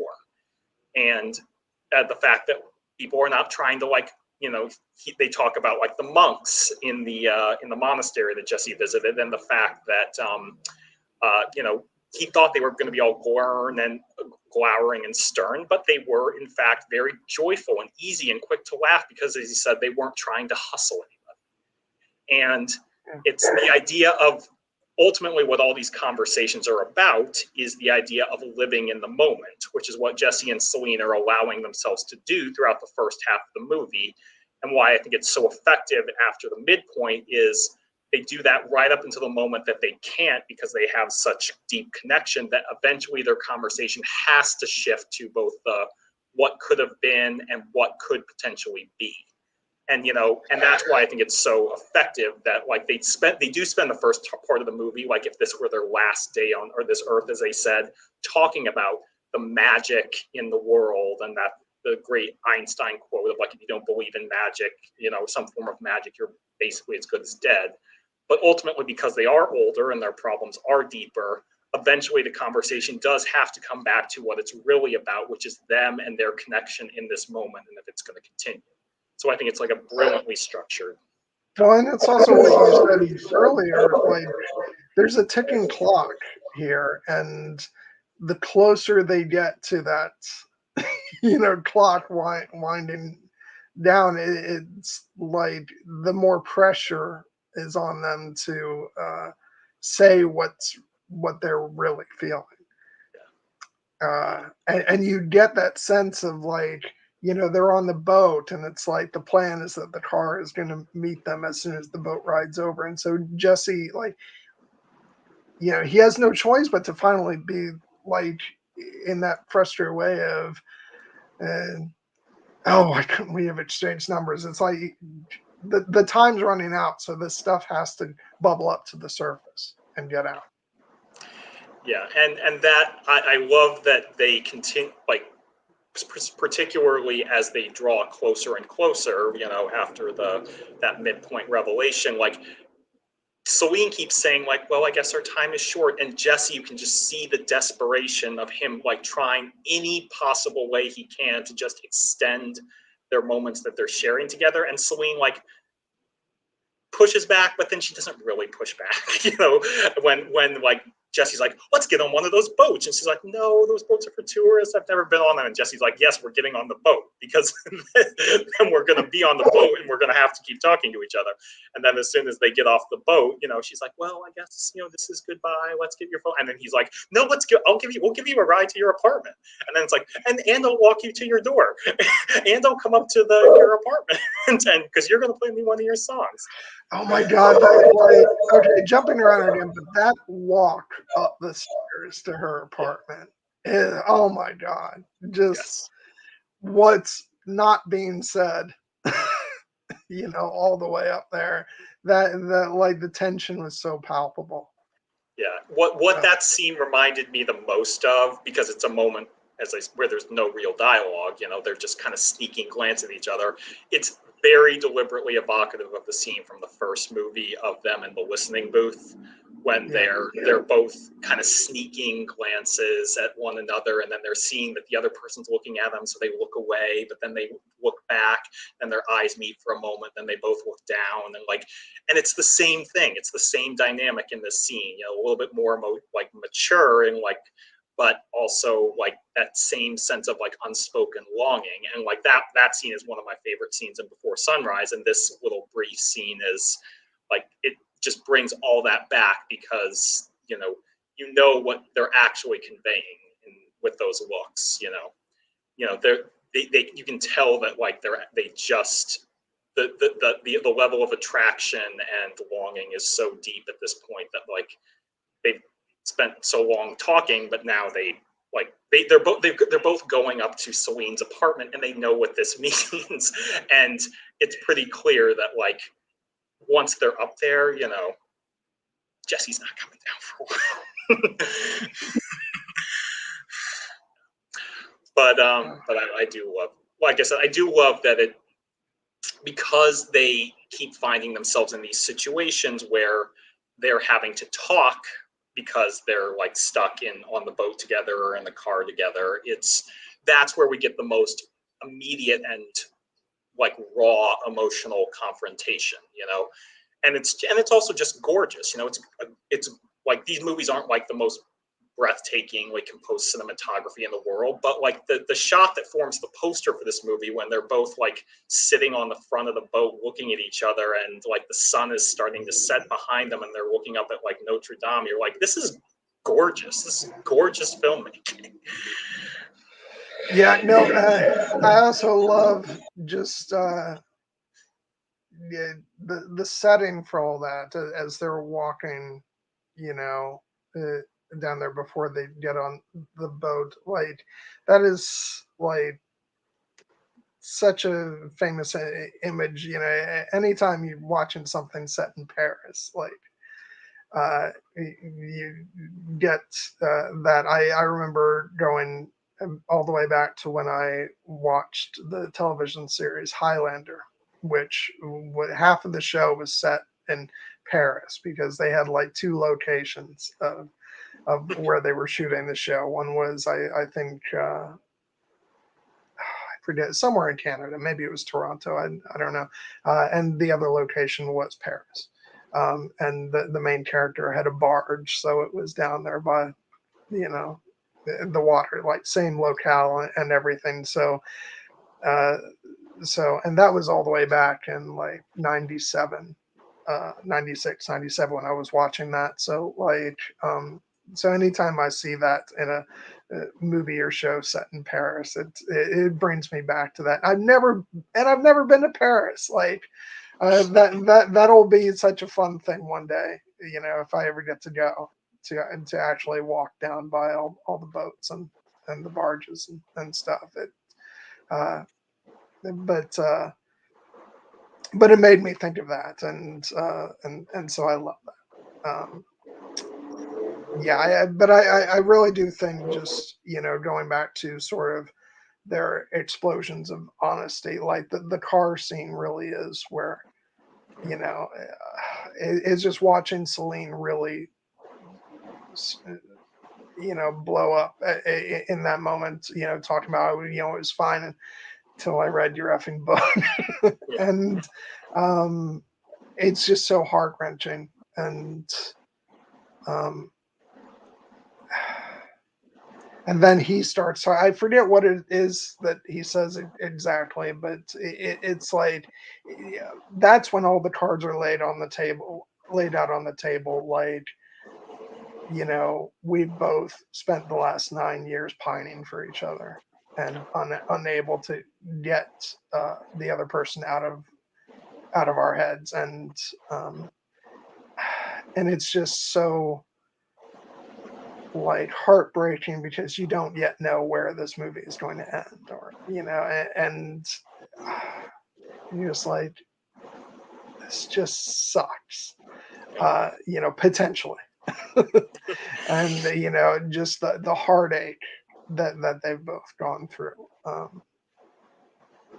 Yeah, and I just keep going back to, I think it, you know, that lines on the boat, what we referenced earlier about when, you know, when Jesse says that he saw her, you know, before his wedding, like that for, I'm gonna keep going back to that because that is like the most heartbreaking thing in the world.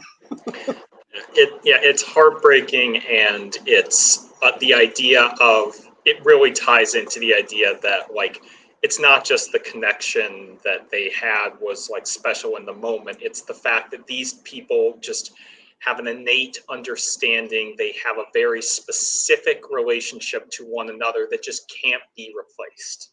And that's like Jesse, or Céline, I should say, has that absolutely gorgeous, beautifully written speech on the boat where she's talking about the idea that, you know, she never feels like she can just move on from a relationship because each person has their own specific qualities that you can never replace. And when that moment's gone, what is lost is lost.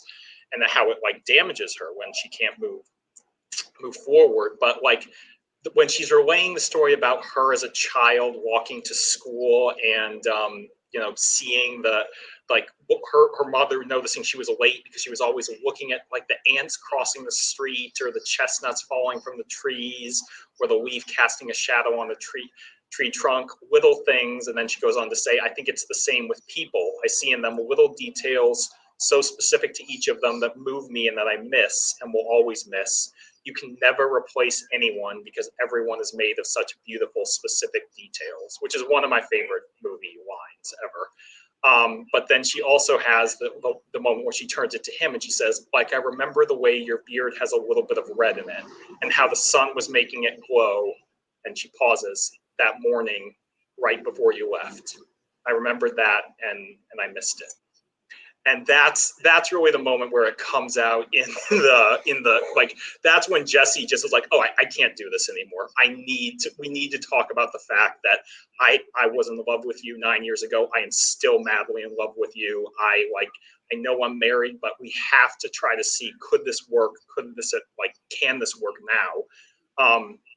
And this is when he just finally tears the emotional cover off his heart. And, he starts sharing about the difficulties in his marriage, both heartbreaking and funny. When the funny thing, when he's like, I've had sex less than 10 times in the last 4 years. And she's like, she's like, what monks have had sex 10 times the last week? He's like, okay, I'm doing better than most monks.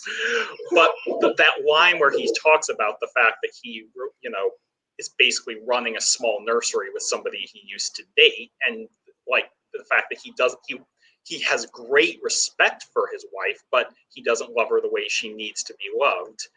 And like, this is him, throwing caution to the wind, because Céline could basically shut this down and just be like, Jesse, you're married, we can't do this. And it would devastate him. But she doesn't, because her hurt, if anything, runs deeper, because as she relayed, each relationship that when she falls so in love with, like, the specific details of the person, that like she can never fully like move on from it. And for Jesse, the man that she fell head over heels in love with and is in love with still, that level was just amplified. And it gets to the point where she almost can't take it, after she has the speech about, I was fine until I read your fucking book. She just starts, talking and talking and talking and talking. And, she starts to get very, like, emotionally angry and devastated when she relates the fact that, like, all these men that she had been with called her to thank her after they got married. And she's like, I wanted to kill them. Why didn't they ask me? I would have said no, but they could have asked. And then there's the moment of where you really feel like the heart stop, when she's like, you know what, I can't do this. I can't be with you. Pull the car over. I need to get away with you. And Jesse is like, no, please stay. And we, the audience, are like, don't you dare, please stay. And she does. She stays. She calms down. She, like, recenters herself, and she just is. That's when she finally admits to him that, like, yes, I remember us having sex. It was one of the most important things that happened to me in my entire life. How could I have forgotten it? And that's when Jesse, one of the things I find so brilliant about this scene in the car is, after she's been, so open, just unloading everything, and she apologizes for, to him for doing that, he takes that moment and he opens his heart even more with he basically relays the line of, just, I told you my marriage was bad. Let me tell you exactly how bad it has gotten, when he's talking about, being there, and like, his wife is there, and I feel like I'm a million miles away from her. And I have these dreams about you, and you're standing on a platform, and you go by, and you go by, and you go by, and you go by, and you go by, and you're just like, ugh. Devastating. And then he has the other dream about when she's naked in bed beside him, pregnant, and he wants so badly to touch her, and he reaches out to touch her skin of her ankle, and she, like, fades away. And there's one of my favorite little acting moments in the scene is, as he is, sharing this incredibly painful story, his head is turned away from her, and his eyes are closed. And there's a moment where she reaches out, and she almost touches his hair. And then right as he turns back, she pulls her hand away. And if you'll recall, there was a moment in the first movie, when they were on the train or on the bus having their question game, where Jesse did the same thing, where, like, she was relating this story, and he reached out and almost touched her, and then pulled his hand away when she turned to look back. And if you go online and, like, see what some of the movies that, some of the, like, art that people make about these movies, this is one of the things that they focus on, this moment where Jesse reaches out and almost touches Céline. And then in this movie where Céline reaches out and almost touches Jesse. And it's just these moments of missed connection, because they want so badly to touch each other in that scene, and then this is why I need to go ahead and buy these movies so I can rewatch them and just pick up on all these little things. And thank you for saying all of Jesse's dialogue, because this was a part of the movie that I didn't get to rewatch today, and so it's a little foggier. But now that you're saying all these things that are coming back, and I was just like, my heart was laid open, exposed as I was watching this last night. I was like, oh my God. And it's like, again, it's being very careful to, there's a thin line between not not saying, oh, it's perfectly okay, what they're doing, given that, he's married. It's very complicated. But the fact of the matter is that, like, scenes like this illustrate the fact that these two are passionately in love with each other and have been since they first met, and they are soulmates, and okay, maybe,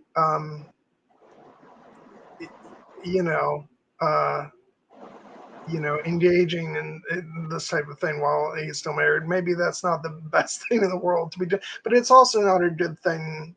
It would also not be a good thing to just ignore this and for each of them to go back to their respective, very unhappy lives.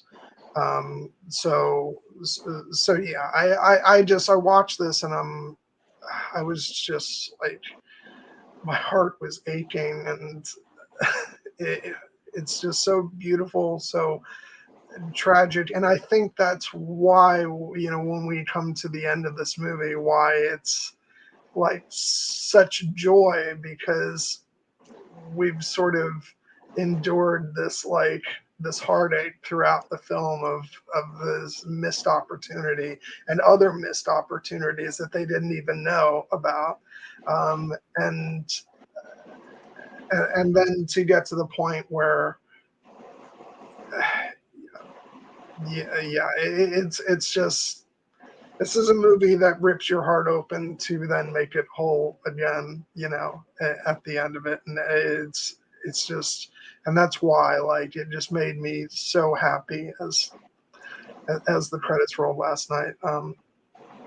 But yeah, we do have to endure the characters' pain and heartache before we get there. Yeah, and that's part of it, because one thing that is, the idea, I think there's an idea that, like, if you never want to experience pain and in your life, then, like, you can lock your heart away. You can, like, let it kind of just sit there and, like, guard it and never let anybody in. But if you do that, your heart will fundamentally change. It'll blacken. It'll, like, become more cynical, and, like, it will hurt. It will kill you if you do that. In this case, the possibility of opening yourself up to somebody and loving somebody is the possibility of inviting pain, because these things can happen. But there's a line, I think, on the boat where they talk about the fact that, they're talking about why this is so meaningful. And I think when one of them says that, like, I think it's Céline, she said, I think when you're young, you think that you will always have these connections that you will forge with people. And later in life, you realize it only ever actually happens a few times. And this was one of those times for these characters. And they're recognizing that, like, we had this moment where we connected, and it seemed like one of the most important things in our life, at that moment that could have ever happened. And then we missed the opportunity to reconnect, and we kind of lied to ourselves and saying, like, well, that was just a moment in time. It was just one night. But now that they're back together again, they can't ignore it. They're like, no, like, I have now gone through my life, and I have never had a connection with any other human being like the one I have with you. And we can't waste this. We can't, even if it means that there will be, like, other complications or pain down the road. Like, if this movie had ended, differently, and, like, they had made the decision to separate, like, then they would have both regretted it for the rest of their lives. And it would have been an unambiguous, tragedy. But they just recognized that, like, no, we weren't wrong. What we had was special. It was rare, and it is the most important thing in our lives right now, and we need to explore this further. So they get back to her apartment, and we says, I'll take you to your door. Yeah, and it goes a bit further than that. And we've talked about the long walk, up the stairs. I'm sorry, like, just have to just talk about, her song,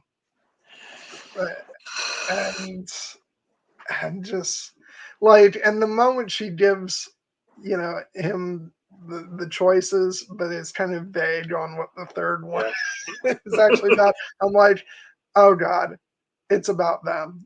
Yeah. It's of course it is. And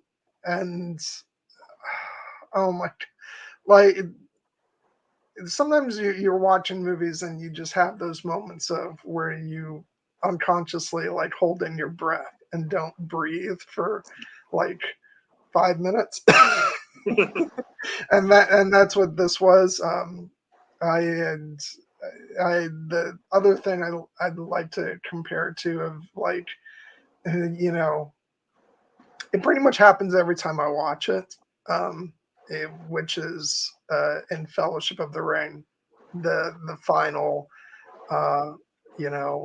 run through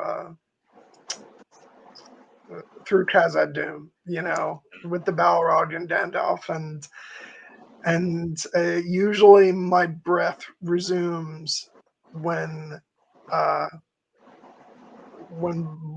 Boromir is carrying Frodo and Aragorn, runs out of the mines after Gandalf has fallen. Then my brain usually says, oh shit, you haven't taken a breath in like 5 minutes. Breathe. And so it's kind of similar here, where just the whole time she's singing, it's like, oh God. It's so beautiful, and and this is just this entire extent sequence is like, like, what their future holds. It's just a question of how this movie is going to wind down, and it's just so beautiful, and yeah, oh God, it's just such a beautiful scene. Yeah, it is one of the most romantic scenes I've ever seen in any movie, and like, it's also noticeable in that, like, for a movie that is an ultimate, like, deep, like, love story, like, there aren't as many moments of like physical intimacy. Like, the two characters, never kiss in this movie. They had kissed in the previous movie, but like, that kind of goes back to the idea of what Jesse had mentioned, like the idea that if somebody were to touch me, I might dissolve into molecules. And it leads to that absolutely beautiful scene before we get into the apartment of when they think they're about to say goodbye, and Celine's like, I want to try something. And she hugs him, and she hugs him very close and passionately. And you can see he's like taken aback. And she said, I just wanted to see if you were still here or if you would dissolve into molecules. And he just asked her quietly, how am I doing? And she's like, still here. And he just says, also said quietly, good, I like being here. And this is where I have to just gush about the fact we've talked a lot about the writing, we've talked a lot about the characters, the performances. Ethan Hawke and Julie Delpy are outstanding in this movie because of moments like this, because of small moments like this where they convey so much with a look or a breath or a light touch. I'm floored by them, in every way during these scenes. And the scene in the apartment is one of those scenes, because the movie's true love scene is Celine's song to Jesse when she breaks out the little waltz. I have to admit, like, much like we were joking about the song about like wanting to see the Bring Me the Horns of the Wilmington's cow play. Like, I'm like, I would listen to the song about her cat. Maybe she can sing that one next. Her cat Che, which in another great moment when Jesse's like, aha, Shay, Tommy, which is funny, but of course it was going to be the waltz, and of course it is about Jesse, and just the lyrics are beautiful. It should be noted that Julie Delpy wrote this song. She wrote 3 songs for this soundtrack, including the opening song, An Ocean Apart, that plays over the opening. She sings and wrote the end credit song, Je t'aime tant, as well. But this song it's so brilliant because it feels like, not the work of like a true professional singer. It's like a more of a kind of awkward song that like somebody who's just learning guitar would write, but it's also just outstandingly beautiful because the emotions in it are so real. And when she's singing it to him, and she's singing the lyrics about like, out of nowhere, out of my thoughts, let me sing you a waltz about this one night stand. You were for me that night everything I always dreamt of in life, but now you're gone. You are far gone. All the way to your island of rain. It was for you just a one night thing, but you were so much more to me, don't you know? And just looking at the way she's like listening, like looking up at him as she's singing this. And again, Ethan Hawke outstanding, kind of leaning back, but clearly like hanging on her every word in the song. Building, of course, to the moment where she is like, you were much more for me than anybody I'd met before. One single night with you. And she pauses and takes a breath. Little Jesse, and is worth 1,000 with anybody. And of course, Jesse he knows it's about him, but he kind of gives that little like head tilts, like, oh, me? Little old me? This song is about me? And in this case, it's like, you're so vain, you think this song is about you? In this case, yes, it actually is about you. And of course, you actually slide every guy's name in there that you bring up her, don't you? And she's like, oh yeah, of course. Yeah, I mean, just like the poet from the first movie, like clearly he plugs in the milkshake, and Jesse plugs in the name, of whatever guy she happens to have at the apartment. Clearly, that's obviously what's going on here. And I love that kind of awkwardness where she's like, no, of course, you think I wrote that song about you? You're crazy. But yeah, it's gorgeous. It's beautiful. I'm just in awe of Julie Delpy's talent as both a performer and a writer in this scene, and Ethan Hawke's talent as a performer and a writer as well. And Richard Linklater's direction to kind of just let us sit with the characters and their emotions. And that honestly would have been enough. But the movie has to top it then, because it plays another song, Nina Simone's Just in Time. And that, I was just like, I remember the first time I heard that, was like, God, this is so perfect. The fact that they would choose this song and, this performer, and, Nina Simone is obviously a legend.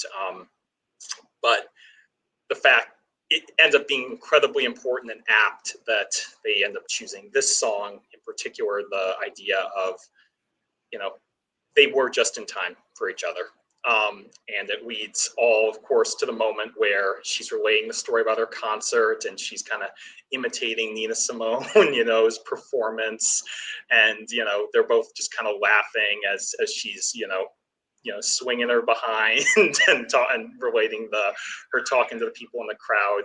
And then, the line that we alluded to, when we get to the moment where she, in character, turns back. Oh yeah, she made a lot of Nina Simone's lines, and then she finished off with, "Baby, you were gonna miss that plane," and then I know.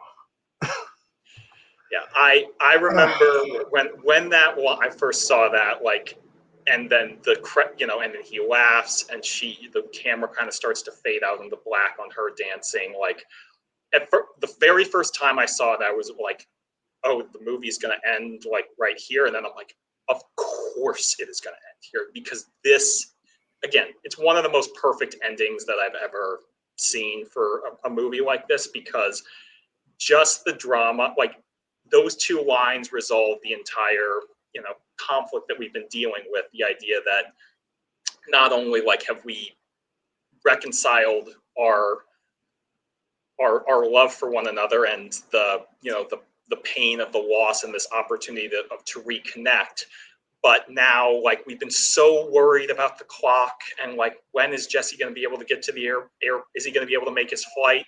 And just the way that they convey that, like, from the moment, perhaps from the very moment he knew he laid eyes on her again, he knew he wasn't giving up. And so when and so great about it. Yeah, and when he's just, so when it's really like, I love the baby, you were gonna miss that plane from Céline and Julie Delpy, but the moment that makes it truly one of the most special cinematic moments I've ever seen is Ethan Hawke's performance and his response when he just takes that question, baby, you are gonna miss that plane, and he just smiles quietly and says quietly, I know. And then laughs. And I'm just like, this is so good. So good.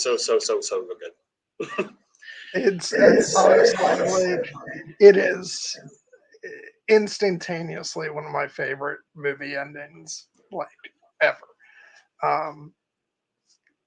Because it just like, yeah, because it's all leading up to this. This is like, the whole movie is just building up to the fact that instinctively they both knew that, like, this is where it had to be heading, that, like, okay, maybe like externally he's like, yeah, I'm gonna have to get on that plane, but like inside his heart and inside her heart, I think they both were feeling like, no, that he's not getting on that plane, and and yeah, it's I loved it so much. It just, and like I said, it just made me so happy, so ecstatically happy, and yeah, it's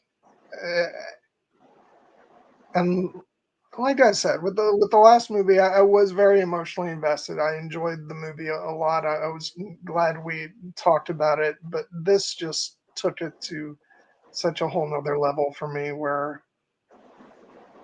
like, and that final exchange just sealed it to where I was like, oh my god, these two are just so, I love them so much, and I'm just like, oh god, just so happy.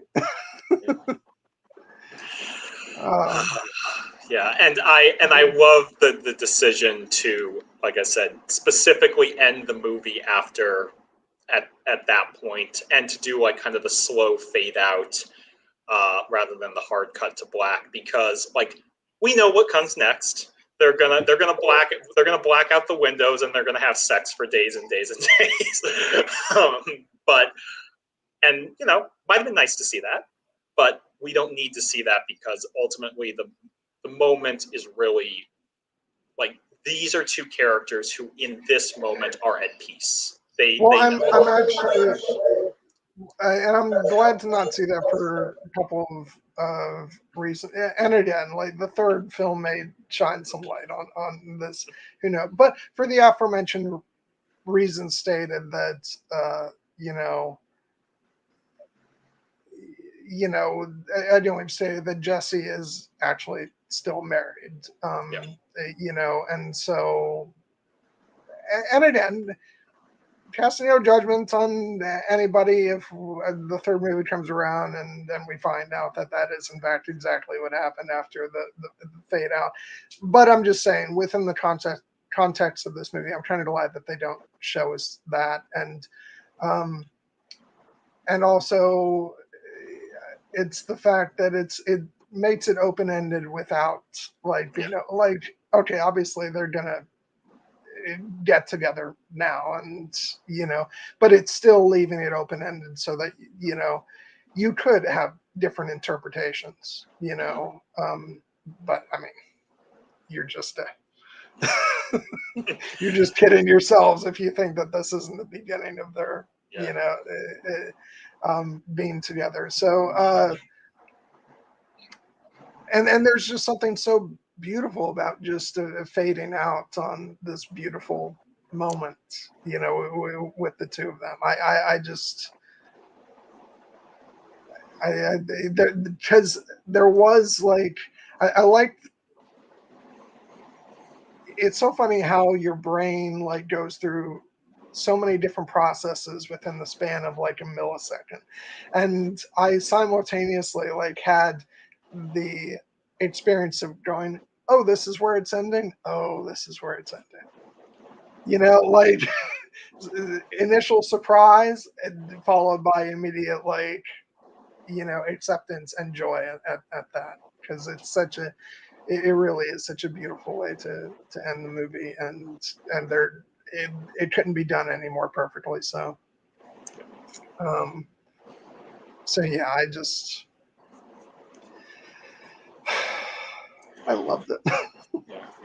I'm so glad that you did, because this is, like I said, not one of the most like widely seen movies in the world. It's not going to have the biggest viewership we ever get on this channel.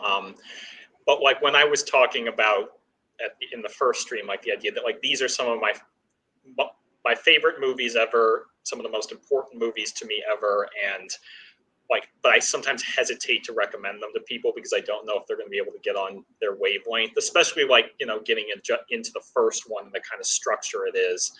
But hearing that like you not only like got on its wavelength, but like it resonated with you so deeply that the ending, that is one of my all-time favorite movie endings, was also moved you in that way. It's like I'm like, yes.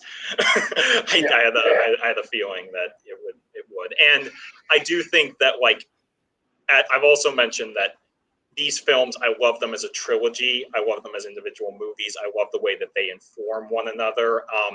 And it becomes like a larger experience. Like now, having seen the first two, you can see that like they recontextualize each other. And the third film does that as well. Like, and I also love the ending of the third movie. But this ending is just so note perfect, because the first one had to have that little bit more of an ambiguous touch. And they even talk about the idea in the movie that like a memory is never finished as long as you're alive. And so now that we know this story, we know that like there was some tragedy, but ultimately these two characters did reunite, and they do, like come together in this way. And so it does, change our understanding of that December, the first movie, their interaction, and the December 16th where they didn't reunite. Like now it's part of a larger story.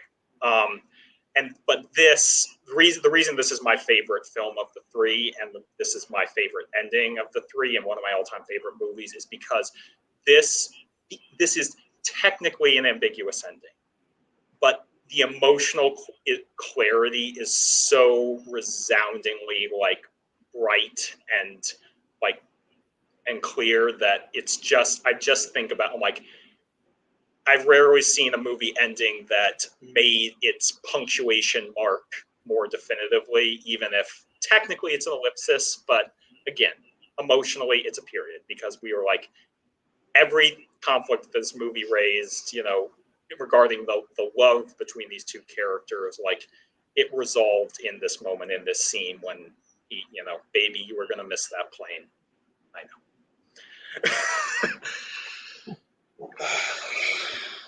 Oh God, yeah.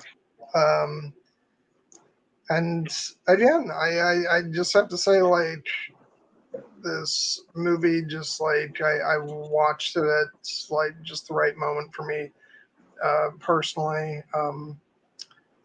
I mostly because I didn't want to.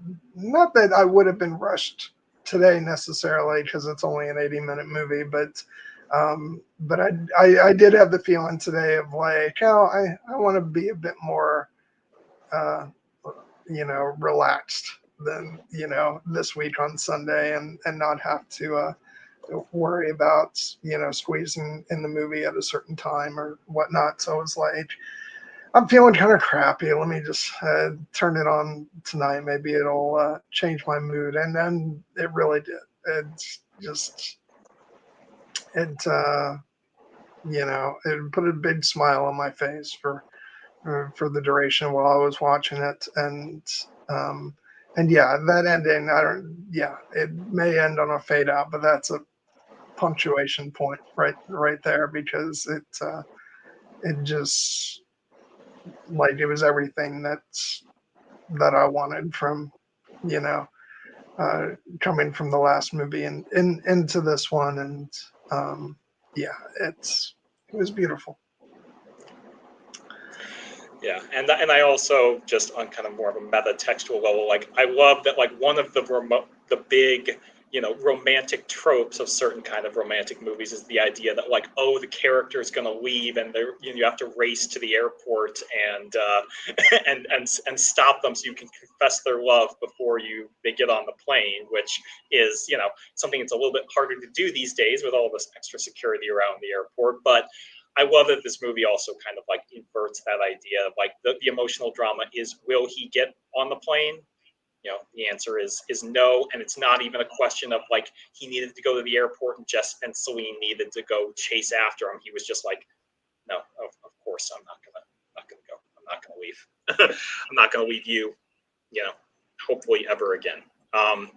And I do find it, just a very elegant way for the movie to, resolve that conflict, because you knew that Jesse's choice was made, long before that, but he seems like just so at peace with it in this moment, that, like, come what may, like, this woman is my soulmate, and, what I have with her is not something that I'm going to, just, lose out on ever again.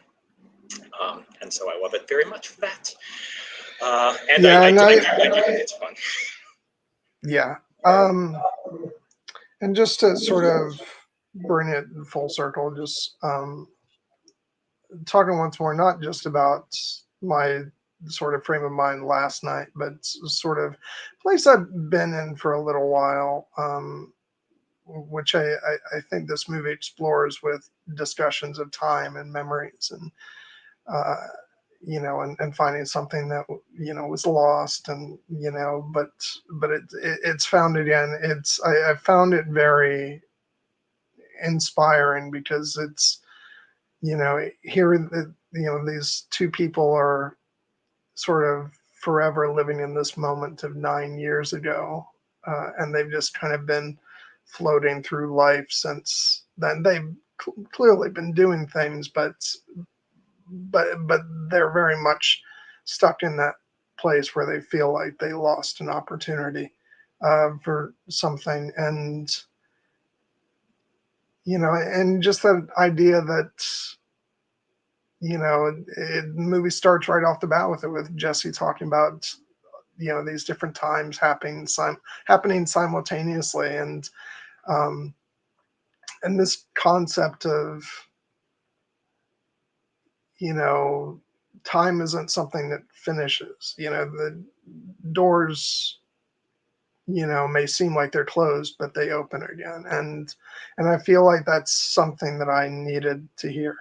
And just some things that I'm going through, and yeah, it's here it's been 2 years since I lost mom, and that feels like you know like that was, I don't know, a month ago at most.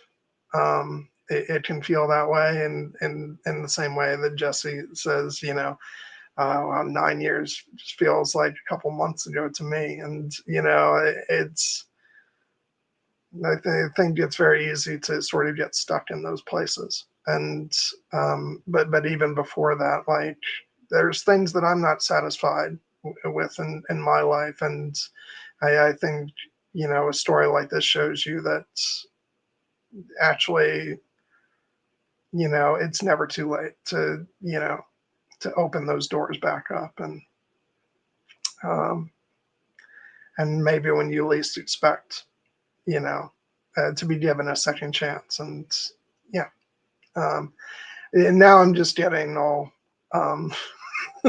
therapist chair and stuff. But all of this is to say that it really affected me on a deep emotional level, and also made me really long to fall in love, as all these great love stories do. You know, you were talking about that earlier, and before it came up a couple minutes later, I instantly thought Pride and Prejudice. That's, you know, that's the movie for me. Is like, I've always said that that's the one, that's the film that I came out of it initially, and it made me long to be in love with someone.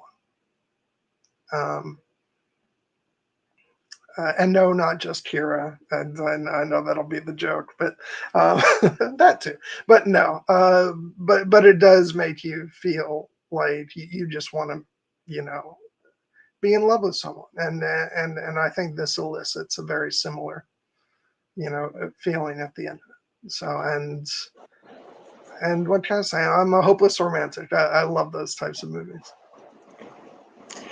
No, this movie is, I find it so emotionally mature and intelligent in the way it reckons with these concepts, of specifically the idea of love over time and, you know, what might have been and what could still be. And you know, I haven't had a connection quite like Jesse's and Celine's, but like, again, I relate to it because there have been moments, you know, with potential like romantic opportunities where it seemed like that moment had passed by, but then there was a chance to reconnect. And the idea of like, are you going to waste that moment?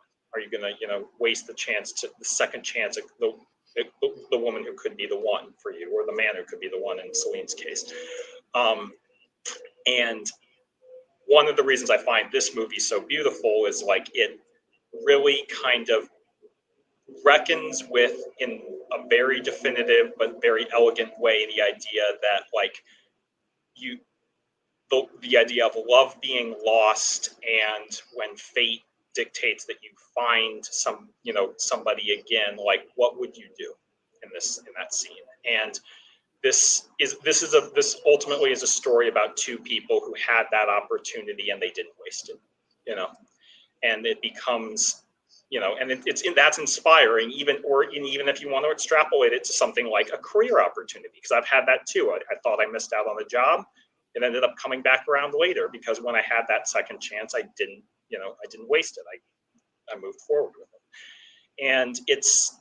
But it ultimately is really just the idea that, as the movie says, a memory's never finished as long as you're alive. And the fact that it's dealing with these deep romantic ideas, I keep thinking back to the scene from the first movie that we had mentioned in that stream, where they were talking about the idea of Cinderella's glass slipper, and the idea being that, like, Céline had told Jesse, like, I think at this point you're supposed to produce the glass slipper and see if it fits. And he had the line where he just kind of quietly and very self-assuredly said, it'll fit, And the idea, of course, is that, it could only ever be the one, that's the whole concept of the Cinderella slipper. Like, it could only ever be her, and they engage with that in this movie, where they're like, well, the idea is one person always going to be everything to you. And the third movie also engages with that idea. But in this case, it was, what I find so powerful about it is the idea that, like, they thought the clock had struck midnight on this potential opportunity, and like that it wasn't, they missed that opportunity. The slipper wasn't going to fit, but ultimately they were right. When the time comes, I think you'll produce the glass slipper and see if it fits. It'll fit, and so it does. Oh, all right. And on that note, I think we'll wrap things up. Thank you, Jared, for just suggesting these films. It's been incredibly rewarding for me to watch them, and like I said, even though I do want to stay in this place with the end of this movie for a little bit, I did bump it up in our order on the schedule so that so that Before Midnight will actually be the first thing we tackle when I get back from my vacation. Nice. Because also it felt like it would be a good one to ease back into as I come back, because the nice thing about these movies is they don't require a lot of preparation, just because they're shorter movies, and also they're very self-contained, and and it's not like and also there aren't that many pictures available for them either, so that's easier for me as well. um, but yeah, so after the next couple weeks we'll be doing the Acolyte, Logan, and then Deadpool and Wolverine, and I go on my vacation for 2 weeks, and then we'll come back with Before Midnight. So looking forward to that.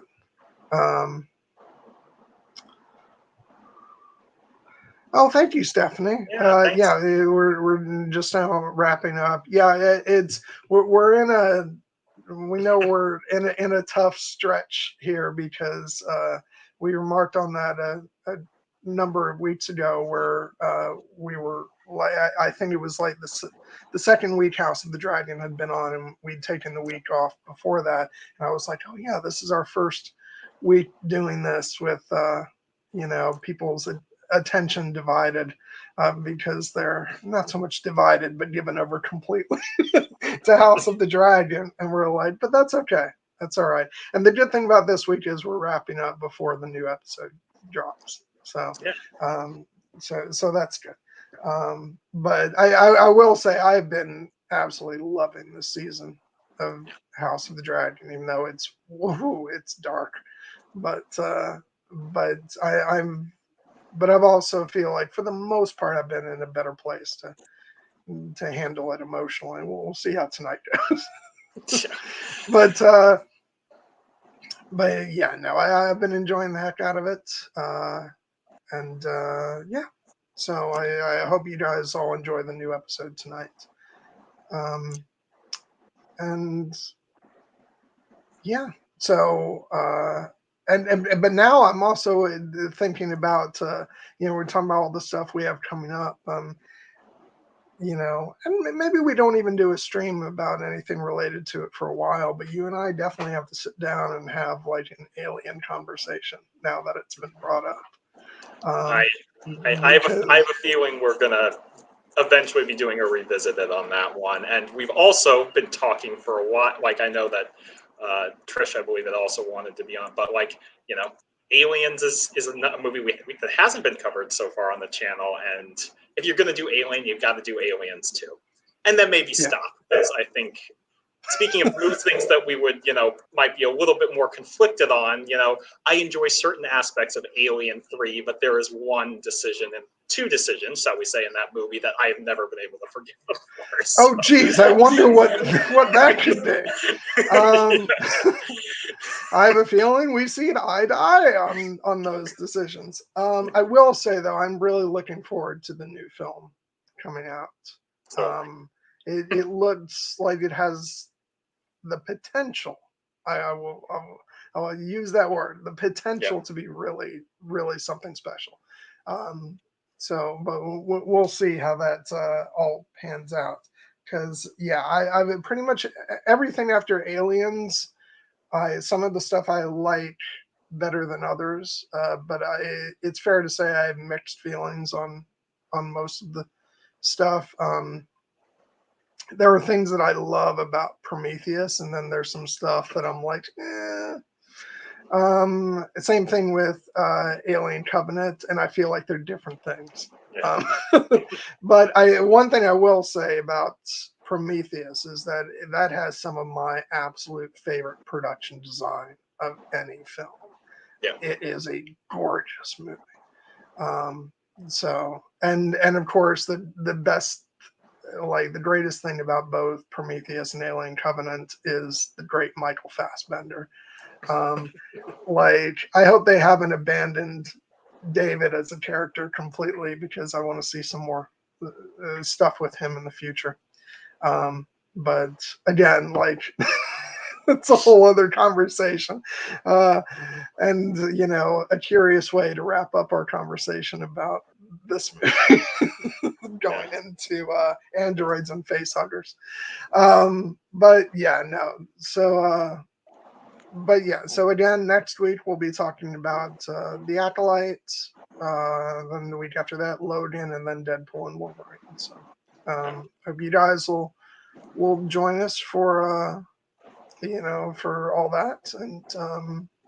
And I really want to thank those of you who did tune in tonight for however long. Again, these are lesser seen movies, and I know there's a couple of you. I want to give a big shout out, especially to Mother Royan, who was here throughout the night. Like, some of you are very loyal in being here for each of our streams, and we appreciate it, because at the end of the day, this really is just an excuse for Jared and me to yammer on about the stuff we love, and so we're very humbled when you guys tune in and chat with us. So thank you very much. Anything you want to say before we wrap up, Jared? I mean, just a quick shout out for the we didn't, because we kind of skipped over that scene, the scene in the courtyard, the couple that they passed, the older couple, the man at the grill and the woman carrying the pie. Those are actually Julie Delpy's parents. Albert Delpy and Marie Pillay. Yeah. So they are. It's fun that they got a little cameo, especially in this movie that, as I mentioned, Julie Delpy and Ethan Hawke took more ownership of and became, writers on. And I do think that ultimately, like, what's unique about these movies is that it's really just mostly the two of them. But there are, other actors in the films, and they get some small, fun moments throughout this, and I just felt like I wanted to shout them out. But ultimately, I'm looking forward to being able to, talk about Before Midnight with you, which, as I've said, I actually think is probably the best crafted film in the trilogy, even if it's the one that I, feel like I have probably the least direct relation to, just in terms of the subject matter it deals with. But it's still a gorgeous movie. It's still one that I think very much honors the spirit of the trilogy and enhances it in the whole. But I'm, as you said, I'm content to sit with this one for a while. Hey, Jess. Hey, Jess. I was just thinking about the fact that we may have some people stopping in who think that we'll be going for another hour and a half at least. Yeah. Sorry. On occasion, we do go a normal length, and in the case of an 80-minute movie, I still think us going 2.5 hours was, it's a pretty robust stream. But no, we thank you all for stopping in. We love you guys. Really, the support means everything in the world. And I don't know. I'm out of things to say. So yeah. I would just encourage everyone, go miss that plane. Yeah, and when we get back around to the third movie, I will probably own all 3 films on the Criterion Collection. So I'll get back to all of you on that one. I am just trying to think if was anything else I just wanted to mention. Yeah, no, I think that is. I think that's just about it. You see, you can tell we're cutting off at 2.5 hours, and I'm acting like Ethan Hawke in this movie. I can stretch this out. I can make this keep going. No, I guess that'll be it. I love you guys. I hope you all have a wonderful night. Again, go enjoy House of the Dragon. This season's been great. I'm sure tonight will be great. And yeah, we'll be back next week to talk some Star Wars. Until then, have a great night. Take care.